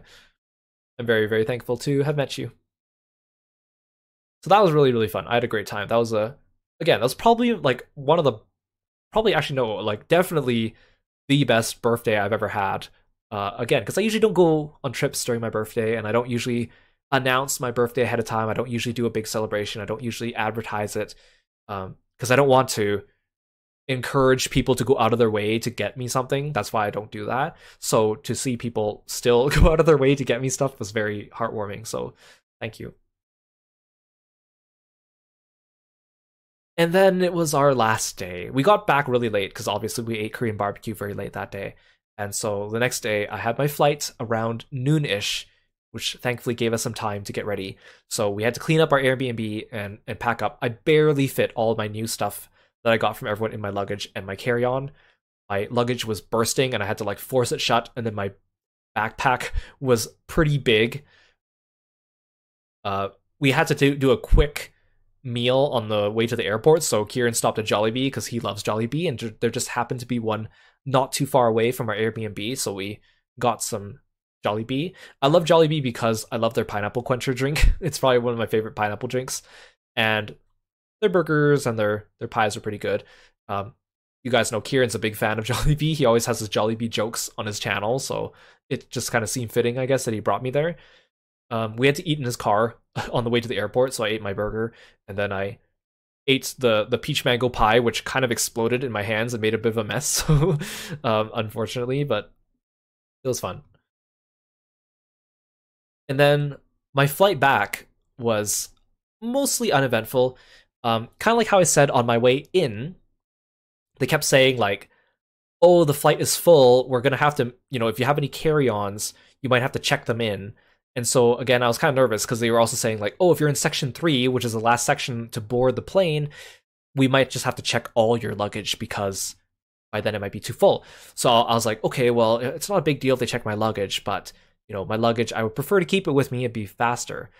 And so I tried to line up right when they call section 3, although there were some other people already primed and ready to go. So I was like so nervous. I was like, oh, they're gonna check my luggage and they're gonna see that it barely fits the capacity, and they're probably gonna want to put it away. But again, for some reason, they were checking other people's luggage, and then they looked at mine, and then they just didn't say anything and let me go on. So I was like, what kind of luck is this? It happened to me twice in a row now. And then when I got on the plane, all the overhead bins were full, except for like one tiny little spot near my seat that I was able to put my luggage on. I was worried that maybe I would get there and realize there was no spot in the overhead, and then I'd be stuck in the middle of the aisle with my luggage, blocking people's way and having no place to go put it. So I just kind of lucked out that there was space. Yeah, maybe Kieran told them it was my birthday. I don't know. This time I had a middle seat, which is not ideal. It was harder to kind of get a little bit of a nap in, especially since I didn't sleep well that night because we didn't get as much sleep. But it was okay. The flight was fine. There was like a couple noisy kids in front of me, but it was okay. And then I got home safe and sound. Easy trip back to the cold weather of Canada. And also, I completely forgot that was Easter Sunday, because my birthday falls near Easter, but because Easter changes every year, sometimes it's close to Easter and sometimes it's further away. So I completely forgot it was actually Easter Sunday. Despite that, LAX was still rather busy. I thought it'd be a little bit quieter, but I don't really know what to compare it to. It was just busy in general. And going through security and customs on the way out of the US was a lot more hassle than going into the US. It just seemed a little bit more disorganized, but there were more people, so I don't blame them. But yeah, I forgot it was Easter Sunday, and then I was driving back from the airport back home, and then I saw a car driving on the freeway that had a cross mounted to the top of the car, like an upright cross mounted to the car, and I was like, what's going on here? And then I remembered it was Easter Sunday, and I was like, oh, interesting. That was my trip. It was a really great trip. We did a lot of things. We ate a lot of great food. I met a lot of great people. I had a really fun time. And then the next day after I came back was April Fool's Day, so then me and Kieran had our April Fool's streams ready to go. And luckily, because I was on his computer the day before, I already loaded all my assets onto his computer, so it was easy for him. And then I had to set up mine to use his model and stuff for April Fool's. It was a lot of fun. And then back to work the next day, so very tired, but it was worth it. It was worth it. Yeah, it was. I had so much fun, and like big thanks to Kieran for driving me around, showing me around town, bringing me to all these places, going out of his way. Big thanks to Lork for treating me to some meals and getting me the amazing birthday present. Reisna was also really nice to meet her, and she also gave me a lot of little goodies. And Kieran's other friend as well was also very kind. And also Kieran's friend that got us the tickets to Universal Studios. I'm very grateful. We ballin' on a budget, as Kieran would say. Yeah, I did so much in a week. It's insane. I was going back through my photos and I was like, I took so many photos. I was putting together this like slideshow and I was like, I have so much to do. I thought I was gonna put it together like last night after stream, and I was like, this is too much to do. I better wake up and do it in the morning. And then I barely finished it before stream was ready. Yeah, that's my trip. Thank you everyone for coming by and listening to me talk. I like doing chatting streams. It's been a while since we've done one. I want to do more of them this year. It's just we had so many new game releases lately that I need to get through those. But it's starting to slow down a little bit, so maybe we'll start seeing more of these in the future. I kind of want to be like when I'm playing a game, I'm a little bit more focused. I'm a little bit more selective about how I respond to chat and interact with chat. But then when it comes to like a more casual chatting stream, I'm more open to having conversations and like just kind of taking my time with things. So that was really fun. That was really fun. I'm glad I was able to recount my trip, and now I can look back and relive my memories of the trip in this video whenever I want, I suppose. Yeah, thank you, Kieran. Thank you so much for taking the time to host me when I came over. Oh, I'm so glad that you enjoyed listening and reliving that week as well. You guys, like I said, like I've known Kieran for just over a year, and we've really only been talking for about a year, but I'm really grateful to have met such a great friend, someone who's just so supportive and openly supportive and optimistic, and has a great community and a great personality and the same kind of morals as me and the same kind of approach to life. Even though me and Kieran are very different in many different ways, but I feel like a lot of those differences complement each other. And it's been a long time since I really felt like I've had a lot of friends and acquaintances throughout the years, but friendships come and go, and I'm really glad that I was able to find someone that I connected with at this stage in my life where I kind of felt like I, kind of stopped meeting new people. And over the last couple of months, getting closer to Onerio and Nansu and playing more games with them has also been really fun. We all connected really well together in such a short period of time, and it feels nice to actually be kind of feel like I'm part of a group again, or be invited to go do group things is really nice, because it's fun to do things with one-on-one with other people, but it's not quite the same as doing it in a group. And I always found that I had trouble fitting into groups, and being invited to do things is always kind of a nice reminder of that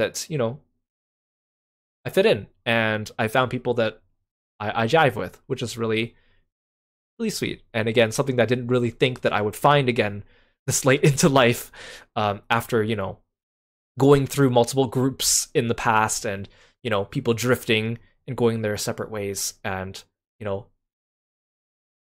not to be too sappy, but I love you guys a lot. Thank you everyone for coming. I really, really appreciate it. That was a good stream. I really enjoyed it. Let's see who we can raid.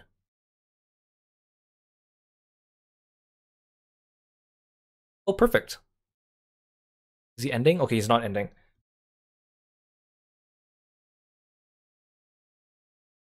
Is he AFK? Okay, no, he's not. Okay. Let's go drop in on Kiri. He's playing some Dragon's Dogma 2. He's been really enjoying the game as well. I think this is day 6 of him playing it. I don't usually get a chance to raid him because he streams a lot of times during the day or on the weekends when I'm not streaming. So let's go say hi to him. And I'll see you guys tomorrow for some Final Fantasy VII Rebirth post-game. Yeah, thanks guys. Enjoy the rest of your day, enjoy the rest of your weekend, and I'll see you next time. Bye, froggy friends.